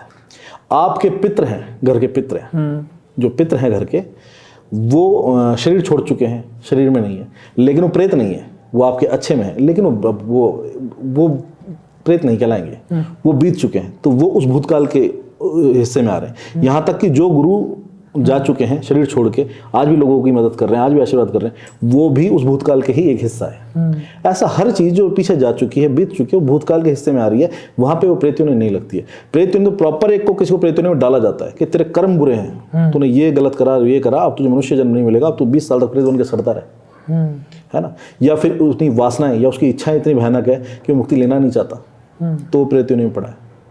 या किसी ने फोर्सफुली उसके साथ कोई ऐसी एंटिटी लगा के मार दिया जिस एंटिटी ने उसको जाने ही नहीं दिया, पकड़ लेती है एंटिटी। आपको आफ्टर डेथ भी उसको एंटिटी पकड़ लेती है, भी आपको मैं कभी बताऊंगा, क्योंकि तंत्र में ये होता है, क्योंकि जब किसी चीज पे कोई हावी करते हैं तो वो उस आत्मा के साथ चिपट जाती है, तो वो उसको मुक्ति होने देती, प्रेत योनि मिला के बांधती है।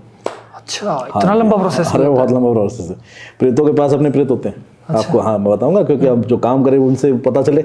हम तो काम करते हैं, हमको पता है। प्रेत ऐसे एक कैटेगरी के नहीं होते, प्रेतों की कैटेगरी 1000 हैं, इतने कैटेगरी मिलता है। एक प्रेत हमारे साथ ऐसा सामने हुआ था कि उस प्रेत का केस हमने लिया था और हमने उस केस को इतना परेशान हो गए थे कि हम करें सॉल्व, इसको छोड़ दें, क्योंकि उसके पास अपने 10,000 प्रेत थे।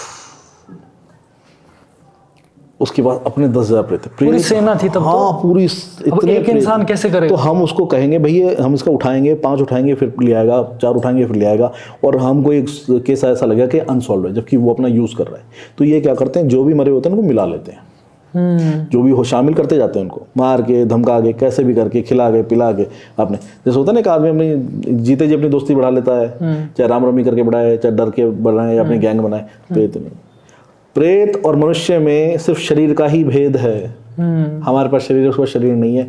आचरण, व्यवहार, सोच मनुष्य वाली ही चलती है। जो अच्छा है वो आगे भी अच्छा ही रहेगा, जो बुरा है वो प्रेत बन के भी बुरा ही बुरा ही रहेगा। रहेगा। जिसको जीते जी चौराहे पे खड़े रहना है ना, बदमाशी करनी है, चार को छेड़ना है, वो प्रेत बन के भी चौराहे पे ही पड़ा रहेगा, चारों को परेशान करेगा। जिसने जीते जी किसी को कुछ नहीं कहा ना, वो प्रेत बनने के बाद भी कहेगा ये समय बीत जाए और मैं ईश्वर के चरणों में चला जाऊं और मुक्त हो जाऊं। कुछ प्रेत मदद भी करते हैं, आप कह रहे थे? बहुत करते हैं हमारे पास तो प्रेत मदद के लिए हमको कहते हैं हमारी मुक्ति कराओ, हमारी मुक्ति कराओ, और हम उनको मुक्ति कराते हैं। हमारा काम यही है, हम प्रेत को रोकेंगे क्यों? प्रेत को हम तुरंत मुक्ति कराते हैं, उसको भेजना जरूरी है, वो परेशान हो रहा होता है। तांत्रिक तो क्या होता है कि पकड़ लेते हैं उसको और अपना गुलाम की तरह काम में लेते हैं उसको, हाँ उसको प्रताड़ित करते हैं, उसका अंश बांध के रखते हैं। आपको ये थोड़ा सा डिटेल में चला जाऊंगा नहीं तो मैं, अंश बांध के रखते हैं, अंश से वो प्रताड़ित हो रहा होता है। तांत्रिक उसका अंश रखते हैं अपने पास एक अंश, जैसे कि अंश क्या हो गया कि अब ये टेक्निकल वाले लाइन हो गई हमारी कि अंश जो हम प्रेत है या हम हैं, कोई भी आत्मा है वो अंशों से बनती है। तो अंश उसका रोक लिया जाता है, पूर्ण अंश जब तक नहीं होगा वो नहीं जा पाएगा। तो उस एक अंश को बांध के रख लिया जाता है मंत्र से, ठीक है ना। तो वो जब तक उसके कब्जे में रहेगा वो फटफड़ाता रहेगा कि उसका एक अंश यहाँ पे रहेगा। जैसे कि एक छोटा सा आपको समझाता हूँ कि आपने देखा है कि फिल्मों में, टीवी में एक डॉल होती है, उस डॉल पे पिन मारो तो उसको भी पिन लग रही है, इसको कुछ हर्ट करो तो उसको भी हो रही है। क्यों हो रहा है? उसका अंश इसमें डाला गया है। पुतली विद्या जब की जाती है तो किसी का अंश खींच के उसमें प्रविष्ट किया जाता है, उसको बांधा जाता है। फिर इस अंश को जितना टॉर्चर करोगे उतना टॉर्चर वहाँ हो जाएगा। हालांकि मेरे को ज़्यादा डिटेल में नहीं जाना चाहिए क्योंकि ये फिर बहुत गहरी बातें हो गई और बहुत सारे बच्चे भी सुनते हैं इसको। तो पर यह है कि बहुत सारी विद्याएँ हैं जो हम तो रात दिन इसी काम में हैं, तो 1000 तरह की चीज़ें हैं, योनि बहुत सारी योनियाँ हैं। लेकिन अगर हम अपने तक सीमित है ना तो हमें कोई दिक्कत नहीं आएगी। अगर हम अपनी भक्ति में सीमित हैं, अपने सही रास्ते पे हैं, हम जानबूझ के चीज़ों को छेड़ें, उनके आयाम में घुसने की कोशिश करें, उनके जहाँ पे उनका गढ़ है वहाँ जाके छेड़ें, ज़बरदस्ती हम एक्सप्लोर करने के चक्कर में करें, या हम गलत भावना से कि भाई मेरे को तो धन जल्दी मिल जाए, हम इस चीज़ को बुला लें, तो धन मिले ना मिले जान की हानि जरूर हो जाएगी। ठीक है ना। तो अगर हम संयमित है तो हमें दिक्कत नहीं, क्योंकि भगवान ने तो सबको बनाया और सबके स्वामी शिव है। बिल्कुल बिल्कुल, ये सदैव याद रखिए, हर नेगेटिव फॉर्म के स्वामी भी शिव ही हैं। शिव ही है। हाँ, कभी भी वो अलग से नहीं आई है। उनको अगर वो नेगेटिव ताकत भी दी है ना किसी ने, असुर ने भी मांगा तो शिव से मांगा, देवता ने भी मांगा तो शिव से मांगा। बिल्कुल सही कहा तो हाँ, ये संसार जो है ना शिव में है। ये पूरा संसार ऊर्जा से बना हुआ है। उसे ऊर्जा जो कहाँ से आ रही है? शिव से। और कहाँ जा रही है? शिव को। आपके साथ कभी ऐसा हुआ है कि आपने कभी किसी चीज को आप आवाहन कर रहे हो और गलती से कुछ और चीज आ गई हो? हाँ, मतलब साधनाओं में असर हो जाना, साधना में कई बार बिगड़ जाना, साधनाएं गलत हो जाना, या कई बार हम जो एक्सपेक्ट नहीं कर रहे हो वो, हाँ ऐसा हो जाता है। मेरे साथ भी ऐसा बीती है एक बार। तो क्या चीज़ आई थी, किस लेवल की आई थी, थोड़ा सा बता दीजिए। मतलब क्या था कि ये है बात लगभग 2013 या 14 की बात है, 13 की बात है शायद। तो मैं उस वक्त क्या है कि दिवाली की रात की साधनाएं हमारे दिमाग में रहती थी। मैं 2 साल से करता आ रहा था, 30 वर्ष था। तो मैं कि दिवाली रात की मैं साधना करूँगा। तो दिवाली की जो रात होती है ना, ये महानिशा काल ये ऐसा है कि जो आपको 40 दिन में नहीं मिल रहा वो दिवाली की एक रात आपको दे देगी, है ना। कुछ ऐसी चीज़ है। अब जैसे कोई मान लो तंत्र है, कोई जो और दिन नहीं हो रहा है वो होली के दिन लग जाएगा, जो नहीं हो रहा है वो दिवाली की रात लग जाएगा। तो वो वाला हिसाब है। तो हम वो जब करेंगे और ये सिद्ध करेंगे तो उस दिन ये हो जाएगा। ऐसे ही मैं एक देवी को मैं सिद्ध कर रहा था, ठीक है ना। तो मैं देवी को सिद्ध कर रहा था और मैं दिवाली की रात में मैं बैठा हुआ था। तो मेरा अपना इसका मैंने सेटअप बना रखा था अपना। मेरे पास कमरा था जो फर्स्ट फ्लोर पे था, नीचे एक शॉप हुआ करती थी। तो मैं उस पर बैठ के अपना पूरा अंधेरा था, मेरे चारों तरफ मैंने अपने चौमुहे जला रखे थे। दीपक उसका नियम होता है, कुछ 4 मुख के दीपक जलाने पड़ते हैं उसमें, और बहुत सारी सामग्री उसमें लगती है। तो वो मैंने अपना प्रिपरेशन में कर रखी थी। वो तो मैं क्या बताऊँ, बात लंबी हो जाएगी, है ना। तो प्रिपरेशन कर रखी थी और मैं अपना आसन सिद्ध करके अपने जप में बैठ चुका था। तो मैं अपने जप में बैठ चुका था। अब क्या होता है कि साधना में एक चीज़ होती है कि त्रुटि नहीं होनी चाहिए, है ना। मंत्र में, किसी और चीज़ में, सामग्री में त्रुटि नहीं होनी चाहिए, वरना साधना खंडित तो होती है, उसका नुकसान होता है, जो मुझे हुआ, है ना। तो वही बात है, सीखते सीखते आदमी सीखता ही चला जाता है। तो कुछ तो एक्सपीरियंस होते हैं लाइफ के। तो मैं वहाँ पे जपता रहा, मैं देवी सिद्ध कर रहा था, मैं जपता रहा। अब मुझे कहीं कुछ ऐसा होगा जो मैं चूक गया था, गलती मैंने कर दी थी या नहीं हुई थी। अब करते करते रात को यही कोई 2:30-3 बजे के आसपास का टाइम रहा होगा।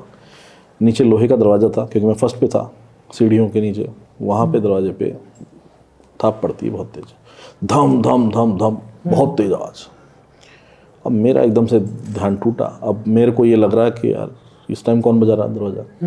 अब दरवाज़ा कौन बजा रहा है, मेरे को ऐसा लग रहा है कि यार मैं उठ के जाऊँ नहीं जाऊँ। अगर जाता हूँ तो फिर आसन छोड़ना पड़ेगा, फिर वही अपने जो है बांधे हुए रक्षा कवच बांधा हुआ है वो उससे बाहर जाना पड़ेगा। हाँ बिल्कुल टूट जाएगा, है ना। वो चीज़ तो यही चाहती होगी। हाँ ये खंडित हो जाएगी ना साधना, आपने आसन उठे और उठे, अब मैं यार क्या करें।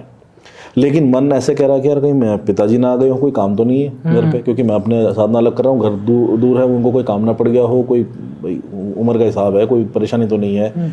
अब मन मेरा हो रहा उठूँ नहीं उठूँ, मैं क्या यार उठ जाते हैं, क्योंकि बहुत तेज बज रहा था दरवाजा, लोहे का दरवाजा, बहुत तेज तेज हाथ मार रहा था कोई उस पर। तो मैं क्या ऐसे लग रहा है कोई कुछ हो ही गया, परेशानी में है। हाँ कोई परेशानी में है, पड़ोसी या कोई मेरी फैमिली का कोई मेंबर है जो। मैं नीचे फक के सीढ़ी उतरा, मैं लोहे का दरवाजा खोला, सन्नाटा, कोई नहीं, साए हवा। हाँ एक हवा जरूर मेरे मुंह पे लगी, एक तेज, एक ठंडी सी।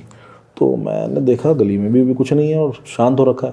अच्छा दिवाली की रात थी, लेकिन हमारे वहाँ इतना खुला ना, तो रात को ज़्यादा नहीं, दूर दूर से कोई पटाखों की आवाज़ आएगी, वो बच्चे 11-12 बजे तक शांत हो जाते हैं सारे, रात को 3 बजे कुछ नहीं होता।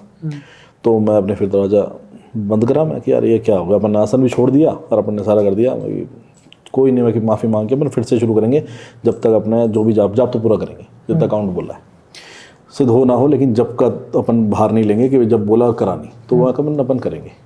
मैं वापस आया, मैंने फिर से शुद्धिकरण करा, सब कुछ करा, अपने बैठा और मैंने जाप शुरू कर दिया। मैं कहा ठीक है, सिद्धि तो खंडित हो गई, लेकिन अपन जो भी है जाप का फल तो मिलता ही इंसान को। मैं जपता रहा। अब जपते आधा पौन घंटा हुआ होगा, 40 मिनट बीते होंगे। मैं फिर गहन जब जपते हैं ना तो हम पूरे ध्यान में चले जाता है आदमी, आंखें बंद अपने जप रहा हूँ, अंधेरा तो हो ही रहा है, बस दीपक की रोशनी हो रही है। फिर मेरे को क्या हो रहा है कि पौन घंटे बाद मेरे को सांस लेने की आवाज़ आती है। अब थोड़ा तो होता है कि सांस लेने की आवाज़, लेकिन कोई बहुत तेज़ सांस ले रहा है आपके पास बैठ के, तो ऐसे कर करके मेरे को तेज़ सांस खींच रहा, तेज़ छोड़ रहा, मेरे को कंटिन्यू वो महसूस हो रही है कि ये सांस लेने की आवाज़ इतनी तेज़ कहाँ से आ रही है, और आ रही है तो इसका मतलब कोई चीज़ मेरे आसपास है। उसी टाइम एंटर हो गई थी जब आप बाहर गए। हाँ अब वहाँ वो एंटर हो गई थी, दरवाजा खोलने पे एंटर कर गई थी वो, मुझे दिखी नहीं, मुझे पता नहीं चला था। लेकिन अब मेरे को फिर वो ये स्थिति में आ गया, मैं आंखें खोलूँ नहीं खोलूँ नहीं खोलूँ, क्या बीतने वाला है, क्या होने वाला है, ठीक है ना। अब माता का जाप कर रहा था मैं, माता का जाप कर रहा, माता ही संभालेगी, ठीक है ना, देवी संभालेगी, अगर कुछ जो भी है देखा जाएगा। और मैं उसको कंटिन्यू उसकी सांस सुन रहा हूँ। मैंने धीरे धीरे आंखें खोली, मेरे बिल्कुल फ्रंट में एक हाथ बैंड करके और एक घुटना मोड़ के एक औरत बैठी है, ठीक है। उसने एक हाथ अपना पूरा पीछे हथेली टिका रखी है फर्श पे, एक घुटना पूरा मोड़ा हुआ है और उसके ऐसे, और वो कंटिन्यू मुझे देख रही है। और बस मैंने उसको ऐसे देखा और इस 1 सेकंड में मैंने उसको अच्छे देखा, देखते हुए गायब हो गई, ठीक है ना, वो रुकी नहीं है, वो गायब हो गई। और मैं सोचा कि ये क्या था, कि ये मेरी साधना तो खंडित हो ही चुकी थी, ठीक है ना, और मैं उसको इतने पास से बिल्कुल ऐसे यहाँ बैठा हूँ, बिल्कुल मेरे सामने है नहीं, घुटने में इतना ही गैप है, इतनी पास मेरे बैठी है, तो इसीलिए तो सांस की आवाज़ सुन रहा हूँ मैं। तो ये इतना पास चेहरा देख के मैं एकदम बुरी तरह घबरा गया, मैं एकदम से। थोड़ा नॉर्मल होने में टाइम लगा मुझे कि नहीं अपन तो यार कर ही रहे हैं, तो ये सब तो होगा ही ना, तो ये तो फेस करना ही पड़ेगा। लेकिन एक बात को तो मैं घबरा गया बुरी तरह। वो क्या था, योगिनी थी। हाँ योगिनी थी। माताओं की सिद्धियों में क्या होता है कि जब खंडित होती है, दोष होता है ना, योगिनी आती है ना, और माता से पहले योगिनी आती है हमेशा। जैसे होता है ना कि सर बाद में आएंगे, वे पहले चेक करने वाली टीम, पीएसओ पहले जाएगा, टीम चेक करके जाएगी। तो माता की 64 योगिनियां साथ चलती है ना, तो जब आप माता को बुलाते हैं, यहाँ तक कि जिनकी हाजिरियां भी आप देखते हो ना, माताएं आती है, माता उसमें भी योगिनी आती है, माता नहीं आती है, योगिनी बोल के चली जाती है। तो वो योगिनी थी, और जब साधना खंडित होती है तो योगिनी आती है, और ये बहुत बुरा हाल कर देती है, साधक का बहुत बुरा हाल कर देती हैं, मार भी देती हैं, क्योंकि एंगर भी थोड़ा रहा होगा ना। वो एंगर है, योगिनियां तो हमेशा एंग्री होती हैं, वो तो ठंडी होती नहीं है, क्योंकि तो भाई कि तुम साधना पूरी क्यों नहीं की, तुमने बीच में क्यों चले। काली माता की साधना चल रही है, और काली माता की योगिनियां तो वो तो फिर खतरनाक ही होगी ना। तो वो कोई दोष था। अब मेरे को ऐसा लगा कि मैं बच गया नहीं, मेरा गला नहीं पकड़ा इसने, कि ये मेरे सामने बैठी रह गई। तो वो मैं समझ गया मैं कि ये योगिनी है, और उसका प्रभाव मेरे को कई दिन तक मिला कि मैं गाड़ी भिड़ रही है, कभी हाथ में चोट आ रही है, कभी खून आ रहा है, कभी चाकू से हाथ कट रहा है, और कभी पैसों का नुकसान हो रहा है। मेरे को बहुत टाइम तक इसने करा, फिर मैंने लगातार उसकी क्षमायाचना भी करी, और फिर मैंने इसके जाप भी करे। तो मतलब महीने 1.5 महीने 1 महीने बाद इसका असर खत्म हुआ था, वरना इसका नेगेटिव असर आना शुरू हो गया था। तो मैं यही कहूँगा कि साधनाओं में भी इस तरह के ना खतरनाक एक्सपीरियंस होते हैं, और बिना, जैसे हम तो चलो इस धारा के थे और हमें करनी ही थी, तो उसमें भी ऐसा हो गया हमारे साथ। लेकिन अनजाने में बच्चे आजकल कर लेते हैं, यूट्यूब पे कोई मंत्र पढ़ लिया और साधना करने बैठ गए, तो बड़े जान के लाले पड़ जाते हैं, ठीक है ना। तो ऐसा नहीं करना चाहिए। तो ये समझाने वाली बात भी है कि जो बच्चे कर रहे हैं ना, तो पहले अपनी पढ़ाई करो, अपना कैरियर बनाओ। माँ बाप ने सोच रखा है वो करो पहले, ये सब एक देखा देखी में क्यों करना है क्या क्या लालच है, क्या फायदा है? जैसे हमने बात की ना भूत प्रेत पिशाचनी, हाँ, एक ऐसा नाम है जो काफी पॉपुलर है लेकिन उस बारे में पता नहीं है, बेताल। क्या वो बेताल इन चीजों में आता है कि बेताल के अपनी कुछ अपनी बेताल जो है एंटिटी है, लेकिन बेताल का अपना अस्तित्व है। बेताल किसी की मनुष्य के मरने से नहीं बनता। बेताल की अपनी क्यों नहीं है? हम लोगों को एक हैबिट लग गई है लोगों को देखने की कि जैसे कोई बात कर रहा है पक्षियों की, तो वो पक्षियों के बारे में बात कर रहा है कि ये पक्षी, उसको अगर मछली भी दिखा दी जाए तो वो कहेगा ये किस तरह का पक्षी है, तो उसको बताओ भाई ये पक्षी नहीं है, ये मछली है, ये चीज़ ही अलग है। है ना? तो लोगों को ये फितूर बन गया है कि ये किस तरह का प्रेत है, ये क्या उससे बड़ा प्रेत है, क्या उससे छोटा प्रेत है? जरूरी नहीं है वो प्रेत हो। बेताल अपने आप में, अच्छा, बेताल जो होते हैं वो भगवान शिव के जो गण आते हैं उसमें बहुत सारे नेगेटिव गण भी हैं, उनमें से एक काउंट होता है बेताल। और बेताल की सिद्धि तभी होती है जब आपको शिव सिद्ध हो। अगर आपको शिव सिद्ध नहीं होगा तो बेताल आपको मार देगा, बिल्कुल मार देगा। ठीक है ना? अगर आपको शिव सिद्ध है तो ही बेताल की सिद्धि छेड़ी जाती है कि मैं करूंगा। ठीक है ना? कितने तरह के होते हैं बेताल? देखो, बेताल हमारा जो सामना हुआ है या हमारे जो जानकारी में आए हैं वो 3 तरह के बेताल आए हैं, है ना? 3 तरह के बेताल है। एक तो अग्नि बेताल होता है ना, अग्नि बेताल को जो ऊर्जा देती है वो महाकाली देती है। अग्नि बेताल की जो ऊर्जा है उसकी इष्ट जो चल रही है वो काली माता चल रही है। एक जो होता है जिसको वट बेताल या वन बेताल कहते हैं, है ना? वट बेताल, वन बेताल आप लोग कहते हैं, वो बरगद के पेड़ पे ही आपको मिलेगा, बरगद के पेड़ से निकलेगा या घने जंगल में वो रहेगा भटकता हुआ। बेताल वाला आप कह सकते हो, उसमें लटका होता लेकिन वो शमशान में था, है ना? तो शमशान में था। बेताल की सिद्धि शमशान में ही होती है। बेताल कभी घर में सिद्ध नहीं कर सकते, कभी भी नहीं होगा। बेताल की सिद्धि का पहला नियम है कि वो शमशान जाके सिद्ध हो, और ऐसा शमशान जहाँ पे शिव मंदिर है या शिव जी की स्थापना है। यदि उस शमशान में अगर शिव नहीं है तब भी बेताल सिद्ध नहीं होगा। ये कुछ नियम है उसके, ठीक है? और अग्नि बेताल जो हो गया उसके अलग मंत्र हैं, वो आप शाबर में आप कर सकते हो। उसकी ऊर्जा काली माता की ऊर्जा, उसके लिए आपको काली माता पहले सिद्ध होनी चाहिए, तब वो अग्नि बेताल आप कंट्रोल कर पाओगे, नहीं तो वो आपको नाश कर देगा। ठीक है? क्योंकि ये उग्र हैं, ये ठंडे नहीं होते और ये इंतजार करते हैं कि आप कहाँ चूको वहाँ आप गए, क्योंकि हाँ मार देंगे, ये एंटिटी तुरंत मार देती है। लेकिन यदि आपने, क्योंकि ये सिद्धि में काउंट हो रही है, ये कोई चौराहे का प्रेत नहीं है कि अरे कुछ नहीं, इसकी क्षमता बहुत है। हम काम करने वालों में कहा जाता है कि ये कोई लिखित नहीं शास्त्र, लेकिन हम जो गद्दी के लोग काम करते हैं तो कहते हैं हम 1 लाख पे 1 बेताल बोलते हैं, यानी कि 1 लाख प्रेत पे 1 बेताल काफी है। हम ये बोलते हैं कि यदि किसी के पास 1 लाख प्रेत पड़े हैं और उससे काम कर रहा है और किसी ने 1 बेताल सिद्ध कर रखा है तो वो उसके ऊपर है, वो उसकी पावर कहीं जाता है। तो बेताल की क्षमता बहुत ज़्यादा है। ठीक है ना? दूसरी बात है कि यदि किसी में प्रयोग है तो कोई भी तांत्रिक, कोई भी साधक उतार नहीं पाएगा, हटा नहीं पाएगा। इतना आसान नहीं है। तो उसकी क्षमता बहुत ज़्यादा होनी चाहिए, उसके पास बहुत भारी सिद्धि है, बहुत भारी तप होना चाहिए, तो बेताल को छेड़ेगा। मैं क्लियर बता दूं, मैं बेताल के केस नहीं लेता। अच्छा। मतलब बिल्कुल ओपनली, क्योंकि यार आप अपने आप में बड़ी बात है नहीं। बेताल के केस में बहुत जी जान लग जाती है, बहुत सारे केस एक तरफ हो जाएंगे, फिर हमको उसी में फोकस करना पड़ जाएगा। तो अगर किसी के साथ बेताल का मामला आ जाता है तो हम, क्योंकि हमने तो बहुत सारे देखेंगे, हाँ इसे बेताल का मामला है भैया, इसमें तो लगा पड़ा है और ऐसा ऐसा है, तो हम भैया उसको कह देते हैं मेरे पास मत, किसी और बड़े भारी किसी को दिखा जिसके पास ज़्यादा तप है। पर बेताल का पता कैसे लगेगा कि वो बेताल लगा है पीछे? बेताल का पता ऐसा होता है ना कि इसका है ना, जो हमारे पास एक जो होता है ना, एक होता है बेताल जो इन क्रियाओं में सबसे ज़्यादा प्रयोग होता है। ठीक है ना? वो रक्तपान करता है। ठीक है ना? और वो पाताल से निकाला जाता है। ठीक है ना? ये जो आप विक्रम बेताल में आप सुन रहे हो, ये जो या फिर ये वट बेताल, वन बेताल, ये आपको जनरली किसी के पास सिद्धि में नहीं मिलेगा। ये प्रयोग में नहीं चलता।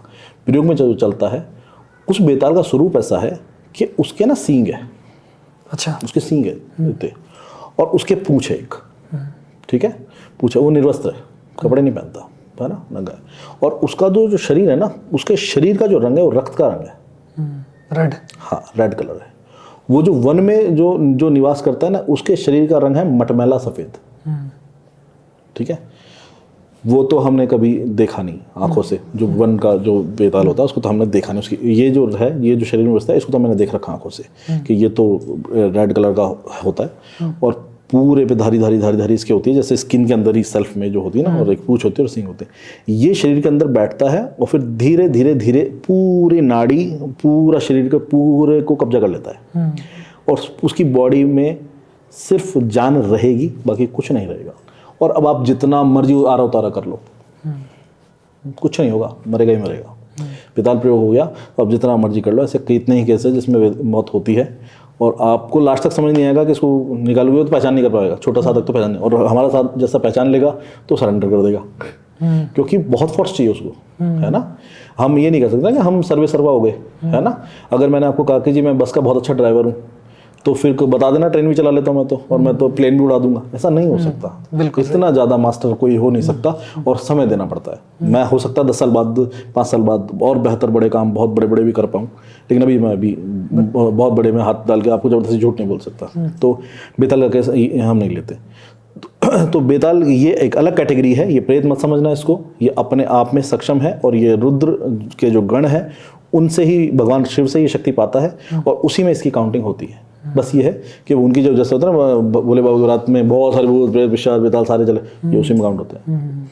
तो आपको शिव सिद्ध होंगे तभी इससे बच पाओगे, और तभी इसकी सिद्धि कर पाओगे, और इसकी सिद्धि होती है, ये अपने आप में एक सिद्धि है। जैसे वीरों की सिद्धि होती है, जैसे बेताल की सिद्धि होती है। तो ज़्यादातर तो बहुत सारे लोग अग्नि बेताल सिद्ध कर लेते हैं। हमारे तांत्रिक थे बहुत अच्छे, उनके पास अग्नि बेताल सिद्ध था, तो वो अपना जो भी प्रयोग करते थे तो उसका नाम ले आह्वान करते थे, अग्नि प्रकट हो जाती थी। तो हमारे लिए तो जादू था ये बिल्कुल बड़ी अच्छी बात मैं जादू लगता था हमें कि यार आप कैसे करके, अगर वो अग्नि बेताल का आह्वान हो रहा है, क्योंकि पहले आपने उसको बहुत जपा है, और दूसरी बात है कि इनके पास एक चीज़ होती है कि अग्नि बेताल हो चाहे ये वन बेताल हो, ये आपके भय को देख रहे होते हैं। इसका एक ही नियम है, आप बार बार कभी भी इसकी साधना को आप करोगे, किसी गुरु से सीखोगे या स्वयं किसी शास्त्र में पढ़ोगे, लिखा होता है भय मुक्त होना आवश्यक है।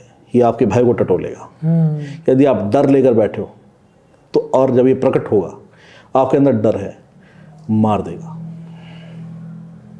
डरते ही मार देगा, भय से ही मार। आप में भय नहीं होना चाहिए, यानी आप इतने अपने इष्ट के पक्के हो, आपने अपना साथ रखा है माता को या बजरंगबली महाराज को या शिव जी को कि भाई मैं भय मुक्त हूँ, मेरी तो बैठे हैं वो, मुझे कोई दिक्कत नहीं है, आएगा जो देखा जाएगा, अपना इतना अपना है। लेकिन इतना कब होगा जब इससे छोटी एंटिटी आप देख चुके हो। आप डायरेक्ट यहाँ पे टक्कर मार रहे हो तो आप देखते मर जाओगे जब सामने टकटेगा। एक आदमी आप बैठे हो साधना कर रहे हो, एक 25-30 फीट की एक आदमी खड़ा है और उसके चारों तरफ ज्वाला निकल रही है, पूरे लपटें निकल रही है पूरे शरीर में से, और बुरी तरह आग फेंक रहा है वो, देख पाओगे? कहाँ देख पाओगे? नहीं देख पाओगे। अगर हम जैसे स्टेप बाय स्टेप चलेंगे, हाँ शायद आदत पड़ जाएगी ना, शायद आदत पड़ जाएगी। जैसे देख ली, बच्चा पहले साइकिल चलाता है, फिर मोटरसाइकिल चलाता है, फिर कार चलाता है ना, वो स्टेप बाय स्टेप चल रहा है। तो किसी ने पहले प्रेत देखा, फिर चुड़ैल देखी, फिर शायद वो भी वो हो गया, फिर उस धारा का आदमी, तब आम आदमी सारी चीज़ देख पाएगा। तो ये है, तो बेताल होते हैं, लेकिन ऐसे चलते फिरते नहीं लगते किसी के भी। बेफिक्र रहो, कोई आदमी सोचे लग जाएगा, बेताल कभी नहीं लगता।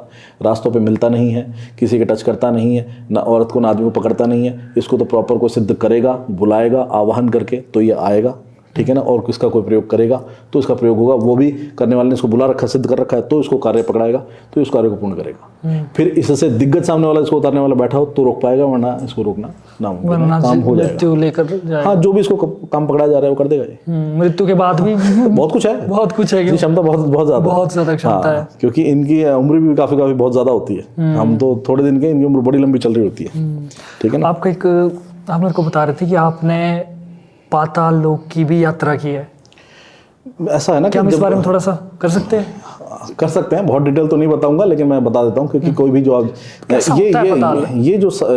ये वाली बात जो मैं कह रहा हूँ ये सुन रहे हैं, तो ये उनके लिए है जो साधना से जुड़े हुए हैं, जो साधना कर रहे हैं, जो साधक हैं। जो बच्चे पढ़ रहे हैं, जो सिर्फ सुनते हैं इस पॉडकास्ट को एंजॉयमेंट के लिए, शायद उन्हें ट्रस्ट नहीं होगा, तो एंजॉयमेंट ही वो करें, इसमें वो बिल्कुल ऐसे नेगेटिव ना सोचे कि यार ये क्या बात होता है। जब साधना करते हैं तो हमको कई लोग विजिट कर होते हैं, वो देवता करवाते हैं, ठीक है ना। क्योंकि हमें इस काम में हम आगे बढ़ रहे हैं, तो हमें जानकारी मिलनी है। हमें लोग, जब अलग अलग लोग जाएंगे तो हम उन लोगों को देखेंगे, क्योंकि उन लोगों की चीज़ों से हमको जुड़ना है, कुछ शक्तियों को हमें पाना है, कुछ नेगेटिव फोर्सेस के बारे में हमें जानकारी चाहिए कि इसका कहाँ से इसका निचोड़ है, ये कैसे हार सकता है, इससे हम कैसे जीत सकते हैं, या इसकी शक्ति कैसे पा सकते हैं। तो मैं साधना में मैं बैठा था, तो ये जब हम बादल जाते हैं तो इसकी में जो साधना लगती है वो लगती है नाग माता की, ठीक है? हाँ जी, नाग माता की। नाग देवी जो है ये पाताल लोक की देवी है। अपने यहाँ पे जैसे मनसा माता विराजमान है, ये नाग माता है, ये नाग माता है, ठीक है ना। तो नाग माता जो है पाताल में अगर आप जाते हो तो नाग माता की जो आप सिद्धि करते हो तो पाताल विजिट करवाती हो। तो मैं सिद्धि में गया था, तो मैं ध्यान, और उसमें आप क्या होता है कि आपका सूक्ष्म शरीर जाता है, स्थूल यहीं पड़ा रहता है। तो कोई सोचे भाई कैसे गया कोई ये ऐसे तो फालतू ढूंढ के बात कर थोड़ी रहा गया। है, हाँ तो ऐसे फालतू बात, बहुत सारे बोलेंगे कि अरे ये तो फालतू बात, कोई बात नहीं। पहले फालतू बात थी लेकिन आज एलियन का पता चल रहा है, यूएफओ आ रही है ना।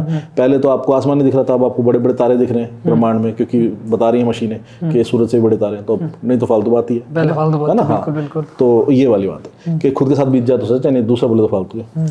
अब जब मैं साधना में मैं बैठा था तो मैं माता से प्रार्थना कर रहा था कि मेरे को कुछ एक शक्ति की बात थी कि मेरे को ये इस कार्य के लिए ये आवश्यक है, तो मैं चाहता हूँ।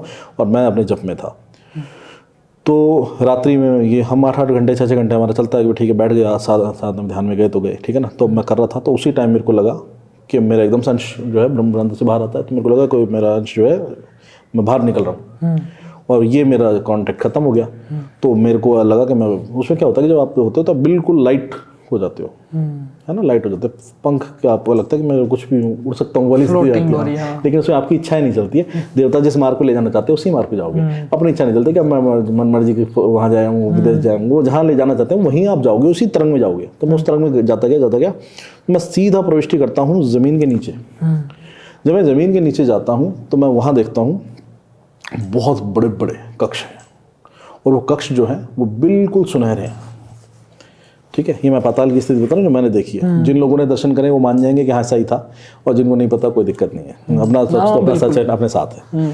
मैं गया हूँ तो बहुत बड़े बड़े कक्ष हैं और वो सारे गोल्डन है, उनमें सुनहरा है।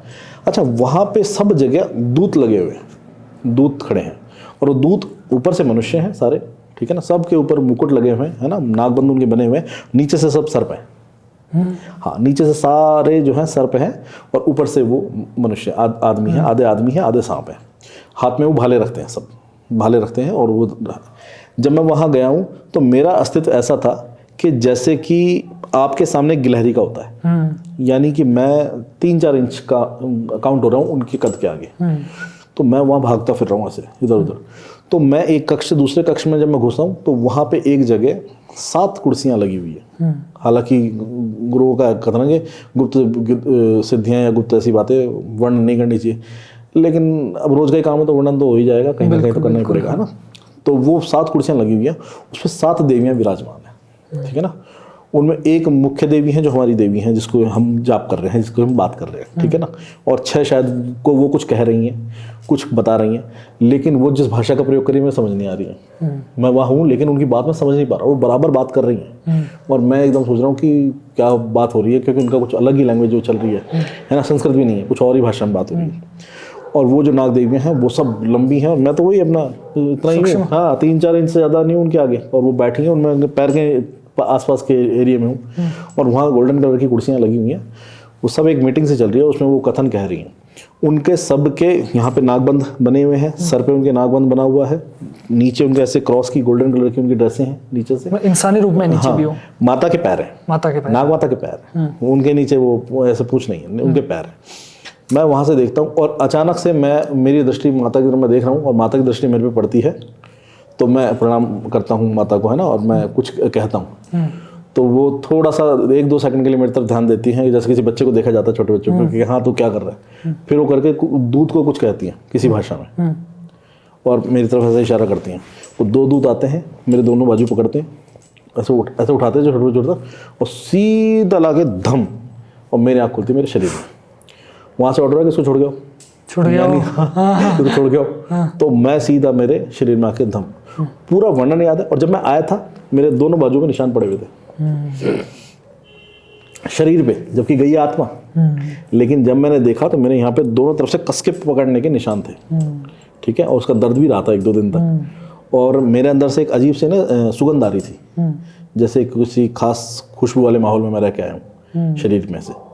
तो फिर मैंने आंखें खोली, तो एकदम जब ये चीज़ें होती तो आपको एहसास कराती है कि ये सत्य था। ये होता है कि जब साधना हम करते हैं तो उसका अनुभव हमें होता है, ठीक है ना। और अगर हम नहीं माने कि ऐसा कुछ नहीं है, तब तो फिर हमारा विश्वास ही खत्म हो गया, है ना। हम विश्वास करेंगे तभी तो हम एक पत्थर में भी भगवान को मान रहे हैं, विश्वास ही तो पैदा हो रहा है, वरना तो मूर्तिकार जो है उसके ऊपर बैठ के हथौड़ा मार रहा होता है, विश्वास भगवान बनाता है। वरना मूर्तिकार जो है चट्टान आती है उसमें हथौड़े बजा रहा होता है, तब तक तो भगवान नहीं है ना। जब प्राण प्रतिष्ठा हो गई है तो हमने कहा कि नहीं हमारे देवता है, उनका स्वरूप आ गया उसमें, और हम नतमस्तक हो गए उनके आगे। ये जो हमारा भाव होना, ये देवता वहाँ से उसके अंदर अंश आ गया देवता का, क्योंकि सारे लोगों ने मान लिया कि ये देवता है, तब से उन्हें वो जागृति आ गई। तो ऐसा ही साधना में कि साधना में हम जा रहे हैं, हमको पता है कि हम उस लोग को विजिट करेंगे और हमको देवता लेके जा रहे हैं, तो वो अनुभव हम साथ लेकर आएंगे, वो दर्शन हम करेंगे। तो वो देखा मैंने कि वो वहाँ पे बहुत बड़े बड़े कक्ष हैं, वहाँ पे सोने का प्रयोग बहुत ज़्यादा है, वहाँ के लोग बहुत लंबे हैं, भाला आज वहाँ पे काम में आता है, मनुष्य जितने दूत हैं वो सारे नीचे से सब के आकार के हैं, ठीक है ना। और वहाँ पे राज नाग देवी का चलता है ना, देवी का राज चलता है, और उनके पास भी अपनी दासियाँ हैं 6, यानी नाग देवी नहीं आती है, उनकी 6 साथी हैं, वो 7, मुझे अब काउंट भी वहाँ जाके पता चला कि उनके साथ 6 चलती हैं। 18 भी बोल सकता हूँ, 20 भी बोल सकता हूँ, मैंने 6 को देखा साथ में कि वो 6 सेविकाएं हैं, अगर कोई बात होगी तो वो आएंगी, ठीक है ना। कितनी बार विजिट किया आपने? मैंने 3 बार हो गया मेरा विजिट। 3 बार सेम वही चीजें दिखी? नहीं, 3 बार में कक्ष बदले हैं, कक्ष बदले हैं। एक तीसरी बार का तो स्थिति ऐसी थी जिसमें माता और मैं ऐसे सामने थे कि माता ऐसे बैठी थी और मैं बिल्कुल सामने से छोटा सा आकार में खड़ा था, है ना, और वो मुझे देख के मुस्कुरा रही थी, कुछ कह रही थी, और मैं एक बिल्कुल हाथ जोड़ के से खड़ा था कि पता नहीं जैसे कोई अपने से मिस्टेक ना हो जाए, कुछ अपन ऐसे ना कर दें। एक डरे हुए देवता के सामने ना होच पोच हो रहे होते हैं, जैसे आप किसी बड़े, आज आप कितना अच्छा पॉडकास्ट कर रहे हो, मैं सीधा आपको मोदी जी से मिलवा दूं तो होच पोच हो जाओगे आप, यार वो प्रधानमंत्री, यार मैं क्या बात करूं। तो वो मैं देवता के सामने मेरी स्थिति ये है कि माता है भाई, अब मैं क्या कोई त्रुटि ना कर जाऊँ, हे माता मुझे क्षमा करना, कुछ मैं गलत, ये मेरे भी विचार चल रहे हैं। और माता मुस्कुरा रही है। फिर माता ने मुझे कुछ दिया, प्रदान किया, और उसके बाद मेरे को तुरंत एक पुंज में मैं आया और सीधा मैं बाहर आ गया अपने शरीर में, और जो माता ने दिया था वो मेरे पास है आज भी। हाँ जी, फिजिकल फॉर्म में, सिद्धियों में, शक्तियों में दिया जाता है ना, शक्तियों में दिया जाता है ना, हमारे काम के लिए दिया जाता है ना, हम जो काम करते हैं उसमें शक्तियों में दिया जाता है ना कि आपको ये काम आएगा। शक्तियों में बहुत सारी सिद्धियाँ होती हैं, बहुत सारे दूत होते हैं, बहुत सारी पावर्स होती हैं, बहुत सारे मंत्र होते हैं, वो देवता देते हैं, तो वो आज भी हमारे पास है, यानी उनका आशीर्वाद होता है, तो वो सत्य है, वो पत्थर की लकीर है, उसको कोई झूठा माने मेरा फर्क नहीं पड़ता, हमारा काम तो हो रहा है ना उससे। क्योंकि दूत, आप समझते हो ना, दूत एक फोर्स होती है देवताओं की। दूत के बारे में आप जानते हो? बताओ थोड़ा सा। जैसे आपने सुना प्रेत का, मैं आपको प्रैक्टिकल बताता हूँ काम होता कैसे है। भाई जैसे प्रेत बाधा होती है, प्रेत बाधा किसी को है, अब वहाँ पे प्रेत कोई घर में आ रहा है, रोज रात को विजिट कर रहा है, परेशान कर रहा है महिला को, पुरुष को, बच्चों को। अब हमको पता चलता है, कॉल आती है, मान लो आपने उठा कि आचार्य जी ये बात है, और यहाँ पे ना एक बार एक आदमी दिख रहा है रात को कुछ दिनों से, या प्रेत बाधा दिख रही है, या एक चुड़ैल हमको डरा रही है, तो हम वहाँ पे अपने दूत भेजते हैं। अच्छा, दूत कौन है? देवता के दूत हैं, हमारे दूत नहीं है, हमारी औकात नहीं है, हमारी क्षमता नहीं है। हमने देवता की इतनी भक्ति करी है, तो देवता ने हमारी रक्षा के लिए और हमारे कार्यों को सिद्ध करने के लिए, जनहित के लिए कर रहे हैं। इसलिए अगर हम जनहित के लिए नहीं करेंगे तो फिर वापस बैक टू पवेलियन सारा। तो देवता ने हम पे कृपा करके कि भाई ये जनहित में काम कर रहा है, ये अच्छे के लिए काम कर रहा है, उसने मेरी बहुत भक्ति करी है, तो इसके साथ कुछ फोर्स लगा दी जाए। तो वो 10, 12, 15 अपने सैनिक देते हैं। हर देवता के जो दूत होते हैं वो उस देवता के जैसे ही दिखते हैं। ये सिर्फ तांत्रिक लोग, साधक लोग समझ जाएंगे, क्योंकि वो काम करते हैं, उनको पता होगा ये बात कैसे, यही होता है, ठीक है ना। महाराज के जो दूत हैं वो उनके जैसे दिखते हैं। बजरंगबली महाराज के जो दूत हैं बजरंगबली महाराज जैसे ही हैं, बस फर्क ये है कि बजरंगबली महाराज मुकुट धारण करते हैं, ठीक है ना, और उनका स्वरूप थोड़ा सा अलग ही उनकी आभा है। जो दूत हैं वो मुकुट धारण नहीं करते, वो साधारण है, लेकिन वो भी वैसे के वैसे ही दिखते हैं जैसे उनका स्वरूप है, लंबे तगड़े चौड़े, और हाथ में गदा लेके आते हैं वो भी, ठीक है ना। तो ऐसे ही अलग देवताओं के सबके दूत उन जैसे दिखते हैं। तो ये दूत जब आते हैं तो हम इनसे प्रार्थना करते हैं कि भाई हमको ये कार्य है, उसका एक मंत्र हमारे पास होता है सबके दूतों का, देवता के हिसाब से उसको चलाते हैं, तो वो दूत जाता है और उस प्रेत को वहाँ से उठा लाता है। जैसे पुलिस गुंडे को उठाती है ना, चलो इतना टाइम आ गया, कितना ही पावरफुल हो ये उठा लाएंगे, इनकी पावर हद से ज़्यादा होती है दूतों की। ये 2 मिनट में उस एंटिटी को उठा के ले आएंगे। फिर आप उसका क्या करना चाहते हो, मुक्ति कराना चाहते हो, उसका किसी जगह आपको इकट्ठा करना है, कहीं बंधवाना है उसको, या कहीं उसका इंसाफ करवाना है, जो XYZ आपको जो मेथड आपको पता है, सबको हमारे अपने अपने तरीके हैं कि भाई कोई इसका क्या मेथड है। बांधने वाले बांध के रख लेते हैं, मैं मुक्त करा देता हूँ, ठीक है ना। तो फिर वो उसको लेके चले जाएंगे। तो वो दूध की पावर है। अब दूध की कैटेगरीज होती हैं। अगर आदमी बीमार है तो झाड़ा लगाने वाले दूत अलग होते हैं, वो सिर्फ आपको रोगी को ठीक करने आते हैं। प्रेत को पकड़ने वाले अलग होते हैं, और एक तंत्र की जो गणंत होती है उस पर काम करने वाले दूत अलग आते हैं। कोई तंत्र जब चलता है, उसके जो बनाया गया है, तो उसको नष्ट करने के लिए जो चाहिए होते हैं वो दूत अलग होते हैं। वो अलग तंत्र को उठाते हैं, उस गणंत को ख़त्म करते हैं, उस ऊर्जा को नष्ट करते हैं जो 10 साल, 20 साल, 25 साल से चलती आ रही है वो दूत। तो ये तभी मिलेंगे जब हम उस देवता के लगातार भक्ति में हैं, ठीक है ना। और दूत तभी चलेंगे जब हम लगातार उसका जप दे रहे हैं। बिना मंत्र जप के दूत नहीं चलते कि ये दे दिया तो अपने वो ना।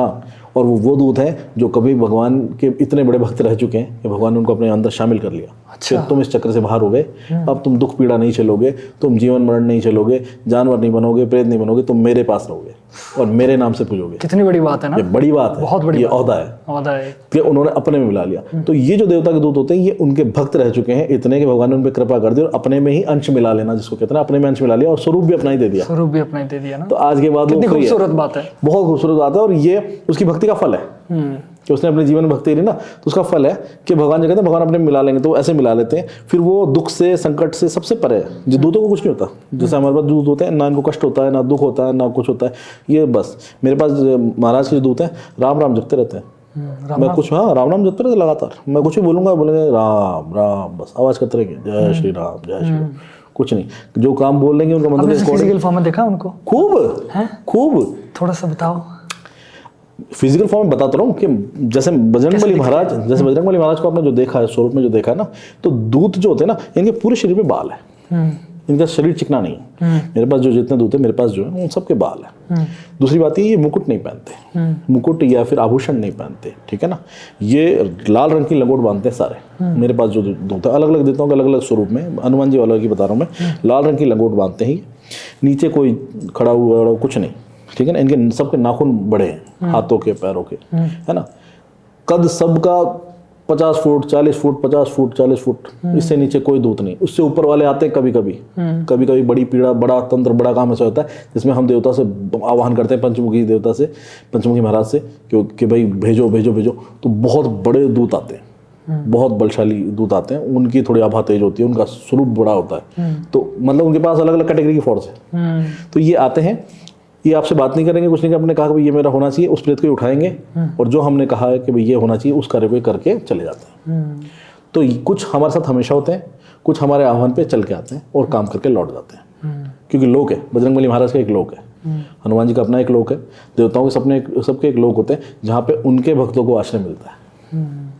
आज अगर कोई किसी को भज रहा है तो कहाँ जाएगा भज के, फिर वो तो उस लोक जाएगा, वरना फिर वो तो वापस कहीं तो जाना पड़ेगा ना उसको। अब वो भज लिया पूरी जिंदगी 50 साल, अब वो मर गया, अब पुण्य तो हो गए उसके, पाप उसके हैं नहीं, उसको कोई और उससे पूछा गया, उसने कहा भाई मुझे तुम्हें देवता के चरणों में जाना है, तो वो फिर जन्म तो नहीं दे रहे ना उसको, उसने मना कर दिया जन्म लेने को, तो उस देवता के लोग चला जाएगा, ठीक है ना। और जिनको सिर्फ जब तब करना, जैसे आपने पढ़ा है कि गोपीनाथ कविराज जी ने वर्णन करा, विशुद्धानंद जी ने करा सिद्धाश्रम के बारे में, ज्ञानांश के बारे में पढ़ो, डिटेल मिल जाती। तो वो क्या है, ऋषि मुनियों का लोक है कि सारे ऋषि मुनि जाके ज्ञानगंज बैठे हुए हैं, तो जो भी उस लेवल का ऋषि मुनि होगा ज्ञानगंज में उसको आश्रय दे दिया जाएगा। तो ऐसे ही देवताओं का भी लोक है, वैसे ऋषियों का एक लोक। तो जो जिसको भजेगा वो वहीं जाके शांति से जीवन जिएगा। और जो अपने हायदे में लगा हुआ है, ये पाना है फिर वो पाना है, उसको मारना, उसका ब्याज खाना और वो करना, उसी चक्र में चलता रहेगा। एक मुझे बड़ी ज़बरदस्त चीज़ याद आ गई। मैं ना मतलब जब हम स्टार्टिंग में, आज हमने प्री पॉडकास्ट जब थोड़ा सा डिस्कशन, अच्छा हम जब बात कर रहे थे शुरू में, हमने प्री पॉड थोड़ा सा डिस्कशन किया था। मतलब शायद वो चीज़ आप हम दिखाएं ना दिखाएं कोई बात नहीं, लेकिन मैं ऐसे ही शेयर करना चाहता हूँ। जो आपने मुझे फ़ोटो बताया था ना, मैं अपने ऑडियंस को इतना बताना चाहता हूँ कि जैसे मैं नॉर्मली बात कर रहा था कि, तो इन्होंने मुझे एक फ़ोटो बताया जिसमें किसी का वो पर्सनल फ़ोटो था, वो अगर ब्लर करके जो भी करना होगा वो बाद की बात है। वो फ़ोटो था, इन्होंने मुझे बताया कि इसमें प्रेत है, ढूंढो। भाई मैं परेशान, मैंने कहा ऐसा कैसे प्रेत है, मैं मेरे को दिख नहीं रहा था, मैंने कहा कैसे। फिर उन्होंने जूम करके किया और उस बच्चे के बिल्कुल साथ में पूरी आंखें, पूरा नाक, मुंह इतना बड़ा, मतलब वो देख के तो ना, जिसको बोलते ना, थोड़ी झंझनाहट होगी मुझे। तो ऐसा कितनी बार होता है कि जब हम कैप्चर करते हैं, फोटो नहीं होता, बहुत डिटेल देखते हैं, तो शीशे में अक्सारा होता है, खिड़कियों में चेहरे दिख रहे होते हैं, फर्श में चेहरे दिख रहे होते हैं, वो हम ध्यान नहीं देते, हम जल्दबाजी में, वरना कई बार कैप्चर होते हैं, क्योंकि ये क्या धीरे धीरे स्थूल होना शुरू हो जाते हैं। हमारी धारा में सबसे ज़्यादा खतरा स्थूल प्रेत से होता है।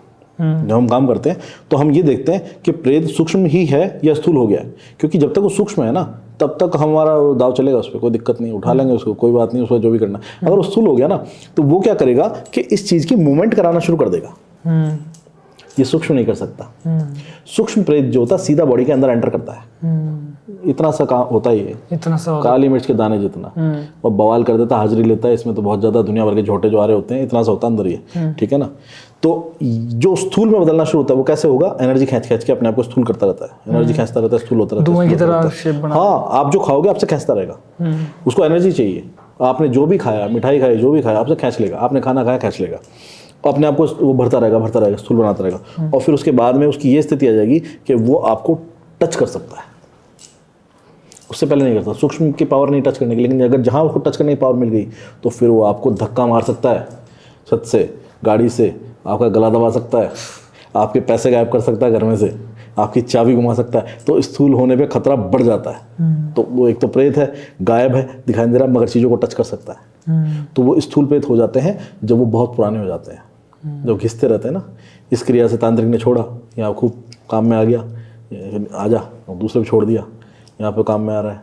तो प्रेत को घिसते घिसते हो गए 100 साल, तो वो धीरे धीरे स्थूल में बदल जाता है, पावरफुल बन जाता तब तक ना, बहुत पावरफुल बन जाता है, बहुत पावरफुल। छोटे मोटे साधक को तो बुरा हाल कर देता है, उसी बल्कि उसी का ऐसे कर देता है। कुछ एक और भी फोटोज थे ना आपके पास? मेरे पास तो देखो बहुत सारे ऐसे आते रहते हैं, लेकिन तो जैसे इससे ये प्रूफ हो गया कि हम मैं आगे दिखाऊंगा प्रेतों को कैप्चर कर मैं आज सकते आपको दिखाऊंगा, कह के जा रहा हूँ। मैं आपको वीडियोस और आपको फोटोज दिखाऊंगा विद परमिशन, क्योंकि देखो काम करते हैं ना, सबकी प्राइवेसी होती है। अभी आपने देखा कि मैं जल्दी से अपनी ही बात कर रहा हूँ, मेरे पास केसेस बहुत आते हैं, लेकिन वो कहेंगे भैया आपने तो जाके ओपनली हमारा बता दिया, हमने तो घर में किसी को बताया नहीं था कि हमको ये प्रॉब्लम चल रही है, आपने तो हमारा पूरा बिगाड़ दिया घर में।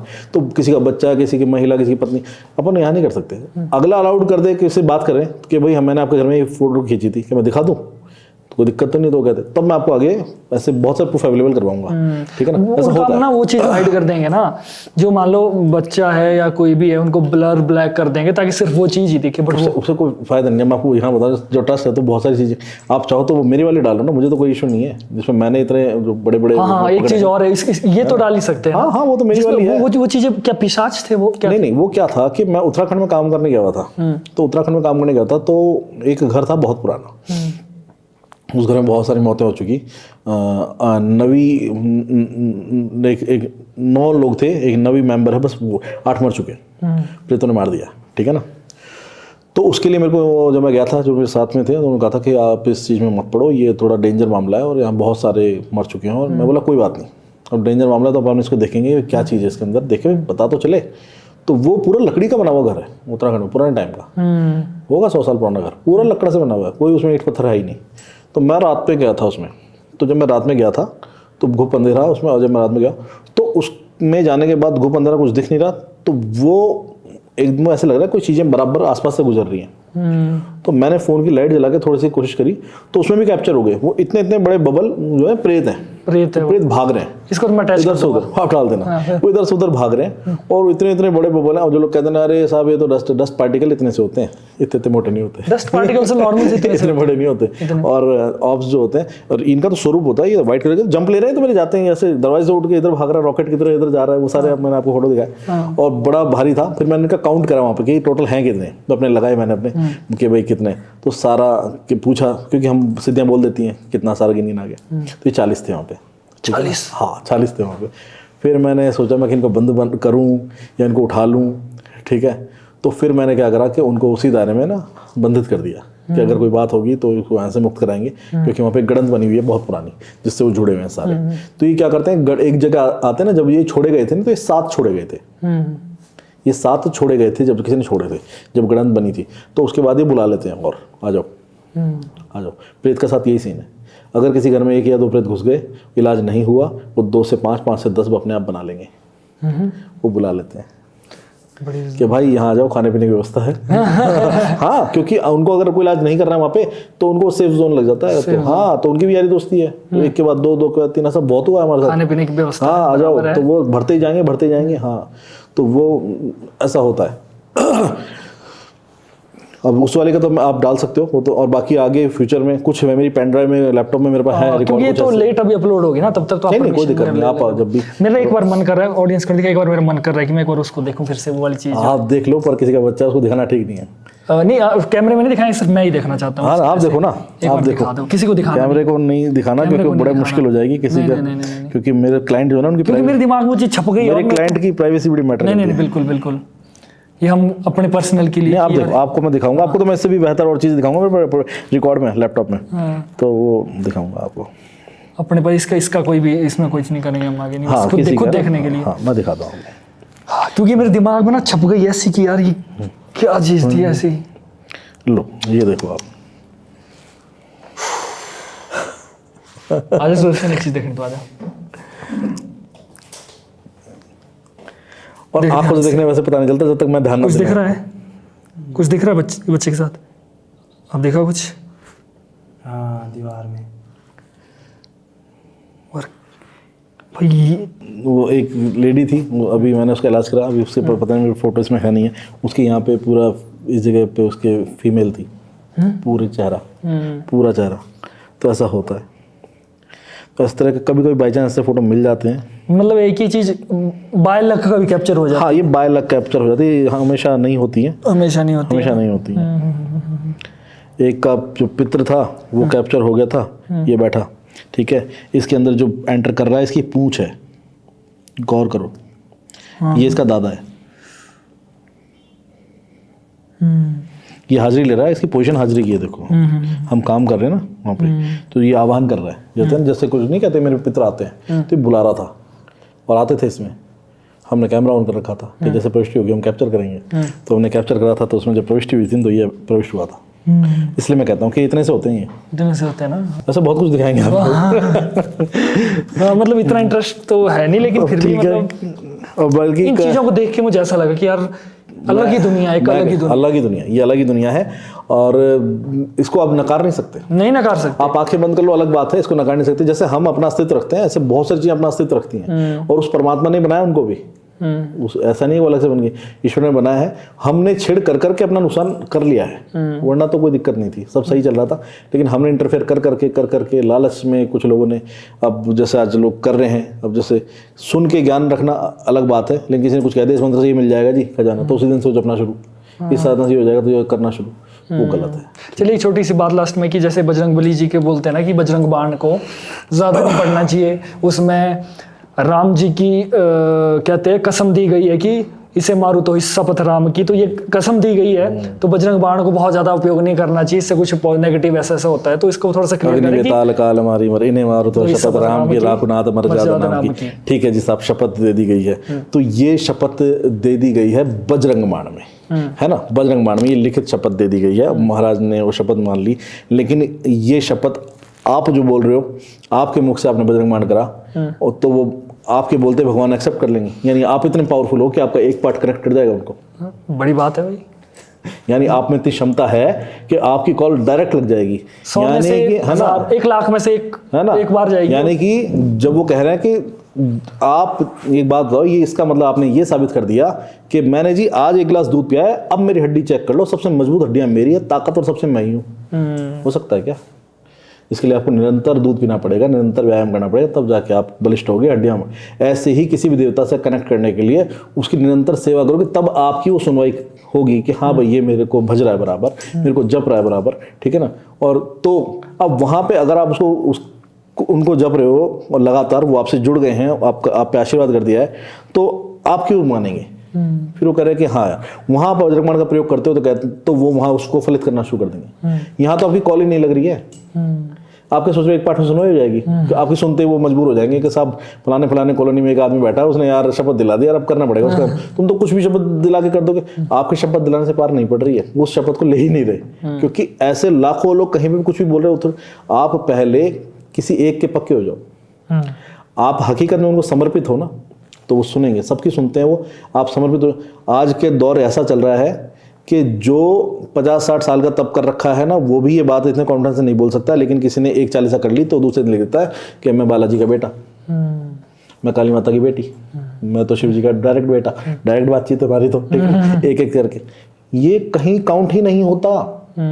जब आप किसी नेगेटिव एंटिटी से सामना होगा, फ्रूटी के डब्बे की तरह जब बच्चा चूस के फेंक देता है ना, ऐसे चूस के फेंक देंगी। आपके 1000 लाख मंत्र होंगे तब भी आपकी क्षमता कम पड़ जाएगी, समझे। तो आप ये मत सोचो कि आपने एक पार्ट कर लिया तो इसमें मैंने वो उनको शब्द, आप बेफिक्र होके कर सकते हो। पहले तो आपके अंदर वो ऊर्जा तो बने, आपके चक्रों में वो ऊर्जा तो बने, वो ऊर्जा कनेक्ट तो करे उनको, तब जाके वो सुनेंगे आपकी बात कि हाँ भाई ये बोल रहा है, और अब जाके ये दोष बनेगा कि इसको कोई विपदा आई है नहीं आई है। अगर आपने इतना जप लिया तो आपके तो वैसे सब पार लग जाएगी। और जो अगले ने कहा, आपने बिल्कुल ऐसा मान लिया कि उसने कहा कि इन्हें मारो तो शपथ राम की, और शपथ दे दी ऐसा नहीं करनी। ऐसे तो बहुत सारे नियम है देवताओं के, फिर मानो ना सारे। मान रहे हो क्या? इतने सारे सनातन के नियम है, धर्म के इतने नियम है, आप कुछ भी नहीं मान रहे हो। ऐसा कोई आदमी नहीं है जो सूर्य के दर्शन करता है उठ के 11 बजे आँख खुलती दुनिया की, सारे लड़के, ठीक है ना, रात को पार्टी करते हैं, वो कोई दिक्कत नहीं है, ठीक है ना। कोई संध्या पूजन नहीं करता, कोई सुबह का पूजन नहीं करता, कोई घर में दिया बत्ती नहीं कर रहा है, कोई माता का पैर नहीं छू रहा है, कोई गाय की सेवा नहीं कर रहा है, कुछ भी तो नहीं कर रहे हो तुम। वहाँ तो तुम्हारे नियम लागू नहीं हो रहे। एक पे तुम अड़ी कर ली क्योंकि तुमने सुन ली किसी से। प्रपंच में मत पढ़ो, ठीक है ना, क्योंकि प्रपंच में मत पढ़ो, देवता चलते हैं भाव से। इसका उदाहरण ये है कि जब साक्षरता नहीं थी, गांव के इलाके, ऐसे इलाके जहाँ पे लोग नहीं जानते थे शास्त्र के बारे में, नियम के बारे में, संस्कृत के बारे में, मगर वो राम राम बोलना जानते थे। और उनके मन को ये पता था कि राम उस राम के लिए बोल रहा हूँ, कनेक्ट करेगा।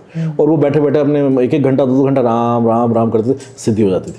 हाँ जी, नीम करौली बाबा को भी ऐसे हुई थी। अच्छा, क्योंकि जो भाव से आप जप रहे हो ना, तो वो भाव भगवान को पता है कि मेरे को पुकार रहा है। तो आप प्रपंच में मत पड़ो। जितने भी सुन रहे हैं, जो भी मेरे भाई बहन सुन रहे हैं, अगर आपके मन में प्रेम है देवी देवता के लिए, माता के लिए, शिव जी के लिए, हनुमान जी के लिए, कृष्ण जी के लिए, तो आप उससे प्रेम करो और अपने आप को उनके चरणों में डाल दो, नतमस्तक हो जाओ। आपको कोई भी दोष नहीं लगेगा। प्रेम से भगवान आप जीत जाओगे। प्रेम में हर गलती माफ़ है। आपको जैसे छोटी सी कथा है ना कि एक व्यक्ति था, तो वो थोड़ा पढ़ने में उसकी अशुद्धि होती थी, वो गलती करता, तो लेकिन उसको ये थी कि मैं तो है ना सहस्त्र नाम का पाठ करूंगा, विष्णु जी के सहस्त्र नाम पढ़ूंगा, मैं 1000 नाम पढ़ूंगा। तो रोज़ पढ़ता और नियम लगा रखा उसने, डेली पढ़ता, अंट पढ़ता, कुछ भी जो उसके मन में, जो उसे नहीं समझ में आ रहा, टै का ठै बोलना है, नय का नय बोलना है, कुछ भी बोलना है, जो मर्जी बोल रहा है मगर कर रहा है। एक दिन विष्णु भगवान प्रकट हो गए। वो विष्णु भगवान प्रकट हो गए तो उसको बोलते हैं कि यार तूने एक भी दिन तूने सही नाम नहीं लिए मेरे। एक भी दिन ऐसा नहीं था कि तूने मेरे सही नाम ले लिए हो, तूने हमेशा अशुद्ध लिए हैं, अशुद्ध।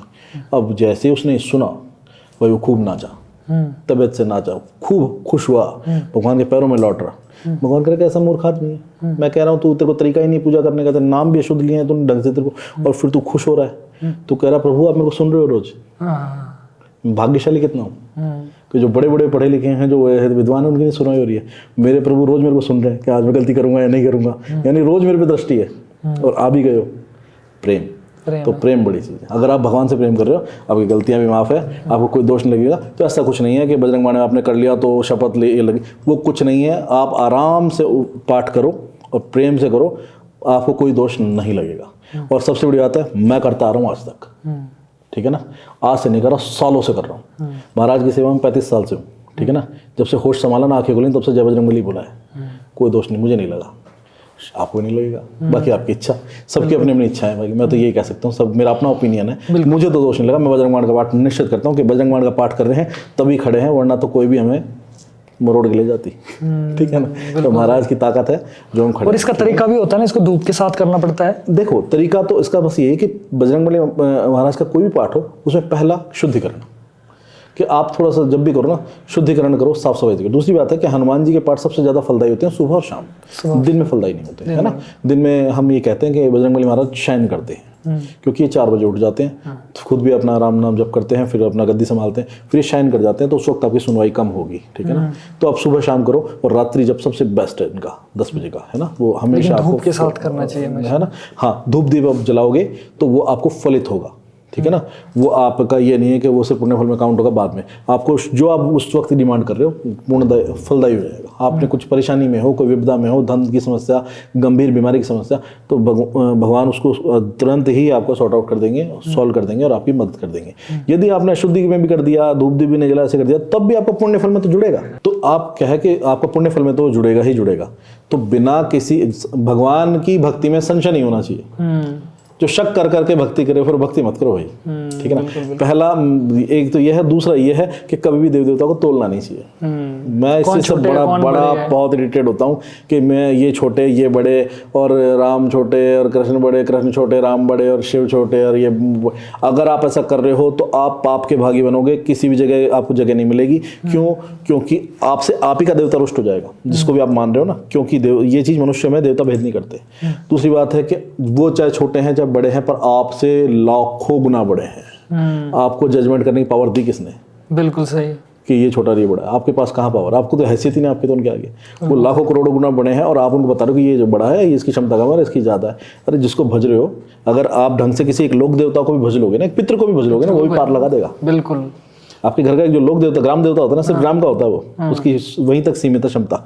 लोक देवता आपके परिवार तक सीमित है, उसको भी आपने भज लिया ना, आपकी तो रोजी रोटी चला देगा वो, इतनी क्षमता है उसकी, ठीक है ना। लेकिन आप तो तोलने में लगे हो, जजमेंट करने। और अब बात कर रहे हो शिव की और बात कर रहे हो हनुमान जी की। हनुमान जी की शक्ति का देखो अतुलित है शक्ति, हम तोल नहीं सकते, लेकिन हम फिर भी उसमें एग्जाम्पल देके आपको समझाते हैं। ऐसा कोई नहीं जो उनकी शक्ति को तोल ले, क्योंकि अतुलित बलधामम, अतुलित बल को धारण करने वाले महाराज, उनकी क्षमता अपरंपार है, कुछ नहीं कह सकते। लेकिन फिर भी यदि एक बलिष्ठ मनुष्य जो स्वस्थ है, किसी बीमारी में नहीं है, वो बलिष्ठ है, स्वस्थ है और सिद्धिधारी है, और मतलब हर तरह से वो पूर्ण है, उसमें कोई दोष नहीं है, उस व्यक्ति को यदि मैं एक तिल का दाना समझ लूँ कि ये एक तिल का दाना एक ऊर्जा का एक स्वरूप है, तो 100 किलो तिल में कितने दाने होने चाहिए? 100 किलो तिल में, 1 किलो तिल में नहीं, 1 किलो में ही लाखों दाने होते हैं। मैं 100 किलो तिल की बात कर रहा हूँ। वो 100 किलो तिल की एक जो बोली ना, वो हनुमान जी महाराज है। तो ये उनका पौरुष है, और ये हम सिर्फ अंदाजा लगा रहे हैं, उनकी क्षमता तो अपरंपार है। लेकिन हम बता रहे हैं कि अगर आप अपने पौरुष की बात करते हो, कोई व्यक्ति या अपने बल की बात करते हो, तो ये उनका पौरुष और ये उनका बल, अंदाजा ले लो, है ना। और इसी तरह से हम बात करते हैं कि अगर बजरंगबली महाराज एक तिल की बोरी हैं, तो जो एक खेत है जहाँ पे 1 लाख बोरियां रखी हैं या 50,000 बोरियां रखी है, वो शिव है, ठीक है ना। क्योंकि ऐसे ही देवताओं से निकले ना, वीरभद्र निकले, काल भैरव निकले, काली निकली, हनुमान जी निकले, तो वही तो उन्हीं के तो निकले हैं सारे, तो वो शिव है। तो इनके बारे में आप जजमेंट कर सकते हो। यार पता है कहाँ से ले आते हो इतना दिमाग के कि ये देवता छोटा और ये बड़ा? तो ये कभी मत करो। भगवान से बिल्कुल भक्ति करो और बिल्कुल नतमस्तक होके, उनको पूरा समर्पित होके, पार लगेगी ही लगेगी। वो सुनते ही सुनते, मेरी तो सुनी है, सबकी सुनते हैं, बिल्कुल, ठीक है ना। और भला करते ही करते, देवता कभी बुरा नहीं मानते। अरे जिन दुष्टों ने पैर रख दिया उन्होंने तो उनका भी बुरा नहीं माना। कब क्या हुआ, कईयों ने ऐसा दुष्टता करी कि देवताओं को खंडित किया, मूर्ति, तो उनको भी कुछ नहीं कहा, ठीक है ना। तो देवता क्षमा करना जानते हैं, तो आपको दोष नहीं लगेगा। तो मैं ये कहता हूँ। और दूसरी बात यह है कि एक छोटी सी शिक्षा की बात, सारे बहन भाइयों के लिए, नए लड़कों के लिए, यूट्यूबर्स के लिए, मैसेज ज़रूरी है। क्योंकि ये आपने सुन लिया, ज्ञान की बातें सुन ली, अगर आगे और भी बहुत कुछ बताएंगे, लेकिन यह है कि अपनी तरफ से एंटिटीज से पंगे मत लो। एक्सप्लोरर के नाम पे चीज़ों से छेड़छाड़ मत करो, मन गढ़ंत अपनी मर्जी से साधनाएं मत करो। ये आतोआत हानि नहीं पहुंचाती, इसका असर आपको 6 महीने, 8 महीने, साल भर बाद पता चलता है। उस टाइम तो आप खुश हो के आ जाते हो कि हमने एक्सप्लोर कर लिया, कुछ भी नहीं मिला, कुछ भी नहीं मिला, और देखा हम जाके आ गए, वीडियो डाल दी हमने, तो हमें तो चैलेंज एक्सेप्ट कर लिया हमने। तो आपके माँ बाप आपका इलाज कराते फिरेंगे, घर बर्बाद हो जाएगा इन चीज़ों में। तो इन चीज़ों से पंगे मत लो, इनको मत बुलाओ, अपने तक सीमित रहो, पढ़ाई करो, अपनी नौकरी करो, भगवान की जो आपके घर में देवता है उनको भजो, उनकी सेवा करो, माता पिता के घर पीढ़ियों तक कह रहे थे आप जाती है ना, पीछा नहीं छोड़ेंगी, है ना। क्योंकि अगर आपने ये किया तो ये पीछा नहीं छोड़ेंगी। इनका आपके साथ जैसे श्राप चलता है उसी तरह चल पड़ेंगी, आपसे आपके बच्चे में अंश, उससे उसके बच्चे में अंश, वो चलता जाएगा, आप पीछा नहीं छोड़ेंगे पीढ़ियों तक। हाँ, आपका घर, आप सोचते रह जाओगे कि मेरा घर बर्बाद क्यों है, ऐसा क्या कर लिया हमने जो यार हम आगे नहीं बढ़ पा रहे, और हम बीमार हैं, परेशान हैं, पैसों से तंग है, ऐसा क्या हमारे साथ बीत रही, वो छोड़ेंगे नहीं। तो कभी भी इस चीज़ में पंगे मत लो, ठीक है ना। अपने देवताओं की सेवा करो, ठीक है ना, और अपने नियम धर्म पे रहो। और जिस मार्ग पे आपके जो लिखित विधाता ने लेख लिखा है, किसी के लिए डॉक्टर बनना लिखा है, किसी के लिए कुछ बनना, वो बनो। अगर आपके लिए ये बनना लिखा तो आप बन जाओगे, इसे चॉइस से मत करो। जो भी बनना लिखा है, अब हमारे भाग्य में सरकारी नौकरी नहीं थी तो नहीं है, उसमें क्या, हमारे ये किसी को कुछ लिखा है, किसी को डॉक्टर बनने लिखा है, किसी को, ठीक है ना। तो सबका कार्य है, हमारा ये कार्य है लोगों की मदद करना, है ना, तो कार्य है। कोई भाग्यशाली ऐसा है जो केदारनाथ में बैठ के महाराज की सेवा कर रहा है, शिव जी की सेवा कर रहा है। कोई कैसा भाग्यशाली है, कोई कैसा है ना, कोई रात दिन महाकालेश्वर के चरणों में बैठा हुआ है, रोज उनकी आरती कर रहा है, तो देखो उसका भाग्य। तो सबका अपना एक भगवान ने लिख रखा है कि किसका कैसा कर्म, किसका कैसा भाग्य। तो आपको जबरदस्ती अपना भाग्य बदलने की आवश्यकता नहीं है। पंगे मत लो कि हाँ इससे हम एक दिन में सोना हासिल कर लें, इससे हम जो मर्जी काम करा ले, हमें बता दो ये सिद्धि कैसे होती है, ये गिट्ठू राक्षस हम पाल लें, ये हमारे काम क्यों करना है। ये सब आपकी गति नष्ट हो जाएगी, किसी भी योनि को प्राप्त नहीं हो जाओगे, वो पकड़ लेंगे आपको, उनके साथ घिसते रहोगे प्रेत योनि में। आफ्टर लाइफ भी, आफ्टर लाइफ ही शुरुआत होती है बर्बादी की। बर्बादी की शुरुआत उसके बाद ही होती है। इसमें तो बर्बादी है ही नहीं, क्योंकि जैसे जो सुसाइड करता है उसके बाद तो सीधा कैच हो जाता है वो, कैच हो जाता है। हाँ तुरंत। इसके अंदर आपको कोई बताऊंगा, बहुत तगड़ा पंगा चलता है पकड़ने का हिसाब से, कि जो सुसाइड होता है वो उसको तुरंत पकड़ लेते हैं। हाँ तुरंत पकड़ा, उसके बाद घर वाले तो उसकी बॉडी लगा करे और वो पकड़ में बैठा, फिर वो घिसेगा, उसको बांध के रखते हैं। तूने क्यों सुसाइड किया? ना बांध कर काम कराते हैं उससे। अच्छा। हाँ सुसाइड नहीं, अब तो नौकर बना देते हैं उसको। वो पहले भी घिस रहा था और मरने के बाद भी घिस रहा है, वो सोचा मुक्ति मिलेगी, उसके बाद और बुरा हाल होता है उसका। प्रेत तो बहुत परेशान होते हैं बेचारे, तो प्रेत तो बहुत ज़्यादा पीड़ित होते हैं, क्योंकि बहुत सारे प्रेत तो अपनी मजबूरी में होते हैं कि भाई पकड़ा हुआ है, मुक्त करा दे कोई, ठीक है ना। हाँ तो कुछ होते हैं जो दुष्ट होते हैं अपनी मर्जी से, बाकी बहुत सारे तो मुक्ति मांगते हैं। आपके पास भी तो आते होने मांगने? मैंने बहुत मुक्ति कराई है, मेरा ये काम है। कुछ होते हैं जो ढीठ होते हैं, वो तो बदमाश गुंडे हैं, मतलब उनका तो यही है कि हमको तो वो आज़ादी से बदमाशी करनी है, तो उस केस में तो फिर उनको प्रताड़ित भी करना पड़ता है, बांधना भी पड़ता है, डंडे भी मारने पड़ते हैं, दूत आते हैं बहुत मारते हैं, मारते हुए लेके जाते हैं, तो वो हिसाब है। तो यही कहूँगा कि अब हम एंड करते हैं। बिल्कुल। तो अच्छा जीवन सभी जिए, भक्ति करिए, अच्छी सोच रखिए, किसी का बुरा मत करिए, और ये है कि किसी भी चीज़ को एकदम से अप्लाई मत कीजिए, बस सुन लिया और आपने अप्लाई कर दिया, ऐसा मत करिए। बस सुनिए, नॉलेज लीजिए। हाँ। है ना। तो मेरे प्यारे साथियों, आई होप आपको आज की वीडियो पसंद आई होगी, कुछ ज्ञान मिला होगा। और अगर आपको लगता है कि हमारी आज की वीडियो से आपको कुछ ज्ञान मिला है, कुछ नॉलेज वाली बातें हुई हमारी वीडियो में, तो इस वीडियो को लाइक कर दीजिए, शेयर कर दीजिए अपने दोस्तों में। और अगर आपको लगता है, क्योंकि हमारी ना बहुत सारी स्टोरीज बच गई है अभी, वो हम नेक्स्ट में अगर हमें करेंगे, बहुत है अपने पास, बहुत ऐसी स्टोरीज है जो हम चाह रहे थे कि इसमें कवर हो जाए, लेकिन मुझे लगता है वो कवर नहीं हो पाएगी। और अगर आप चाहते हैं कि हम इसका एक और पार्ट बनाएं, तो आप कमेंट करके नेक्स्ट पार्ट करके कमेंट लिख सकते हैं।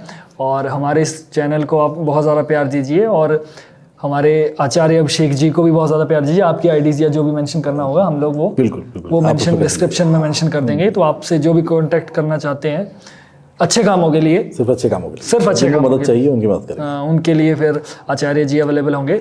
तो चलिए दोस्तों, हमारा जो नया यूट्यूब चैनल है TLT क्लिप्स के नाम से, उसे भी सब्सक्राइब कीजिए, क्योंकि उसमें बड़े बड़े टॉपिक्स कम समय में देखने को मिलते हैं। क्योंकि मुझे पता है, मैं थोड़ा सा एनर्जी ऐसे होता है ना, पूरा पॉडकास्ट शूट करने के बाद ना एक एनर्जी से बन जाता है, जो स्टार्टिंग में होता हूँ ना मैं उससे, क्योंकि मैं वो कम हो जाता है। अब मैं जोन में हूँ तो मैं इस जोन से बाहर नहीं निकलना चाहता, और मैं एकदम चिल्ला के बात करूँगा तो मेरा थोड़ा सा मज़ा ख़राब हो जाएगा। तो ये दोस्तों, इस वीडियो को बहुत ज़्यादा प्यार दीजिए, अपने सजेशन कमेंट कर दीजिए, और डरिए नहीं। मैं यही कहता हूँ कि सबको कि डरने वाली कोई बात नहीं है। इस वीडियो, हमारी वीडियो को एज अ नॉलेज के लिए ही आप देखिए, ये नहीं कि आपने यहाँ देख लिया कल को कुछ पर से स्टार्ट कर दिया। आप नॉलेज रखिए, खुश रहिए, बजरंग बली जी का भक्ति कीजिए, है ना, भोलेनाथ की भक्ति कीजिए। और थैंक यू सो मच आपका हमारे इस पॉडकास्ट में आने के लिए। मैं बल्कि भाग्यशाली हूँ, खुश नसीब हूँ, ठीक है ना। और बाकी अगर दर्शक चाहेंगे तो बहुत सारी और बातें हैं, बिल्कुल, अगर वो कमेंट में आपके लिखेंगे कि बुलाओ तो फिर आएंगे, ठीक है ना। बिल्कुल, मैं ये कह रहा हूँ कि अगर सब सुरक्षित रहिए। जय श्री राम। जय श्री राम। कमेंट में सिर्फ इतना कर दीजिए, नेक्स्ट पार्ट, इतना लिख दीजिए बस, तब हम समझ जाएंगे। नेक्स्ट पार्ट अभिषेक जी भी लिख सकते हैं, जो भी लिखना है, जो भी लिखना है, तो हमें पता लग जाएगा कि आपको चाहिए, क्योंकि हम तो आप लोगों के लिए करते हैं, अगर आपको अच्छा लगता है तो। चलिए guys, the Limitless talk powered by the smile resort, your dream destination के इस एपिसोड को बहुत ज़्यादा प्यार दीजिए और देखते रहिए द लिमिटलेस टॉक। भगवान की भक्ति कीजिए। जय भोलेनाथ, जय श्री राम, जय बजरंग बली।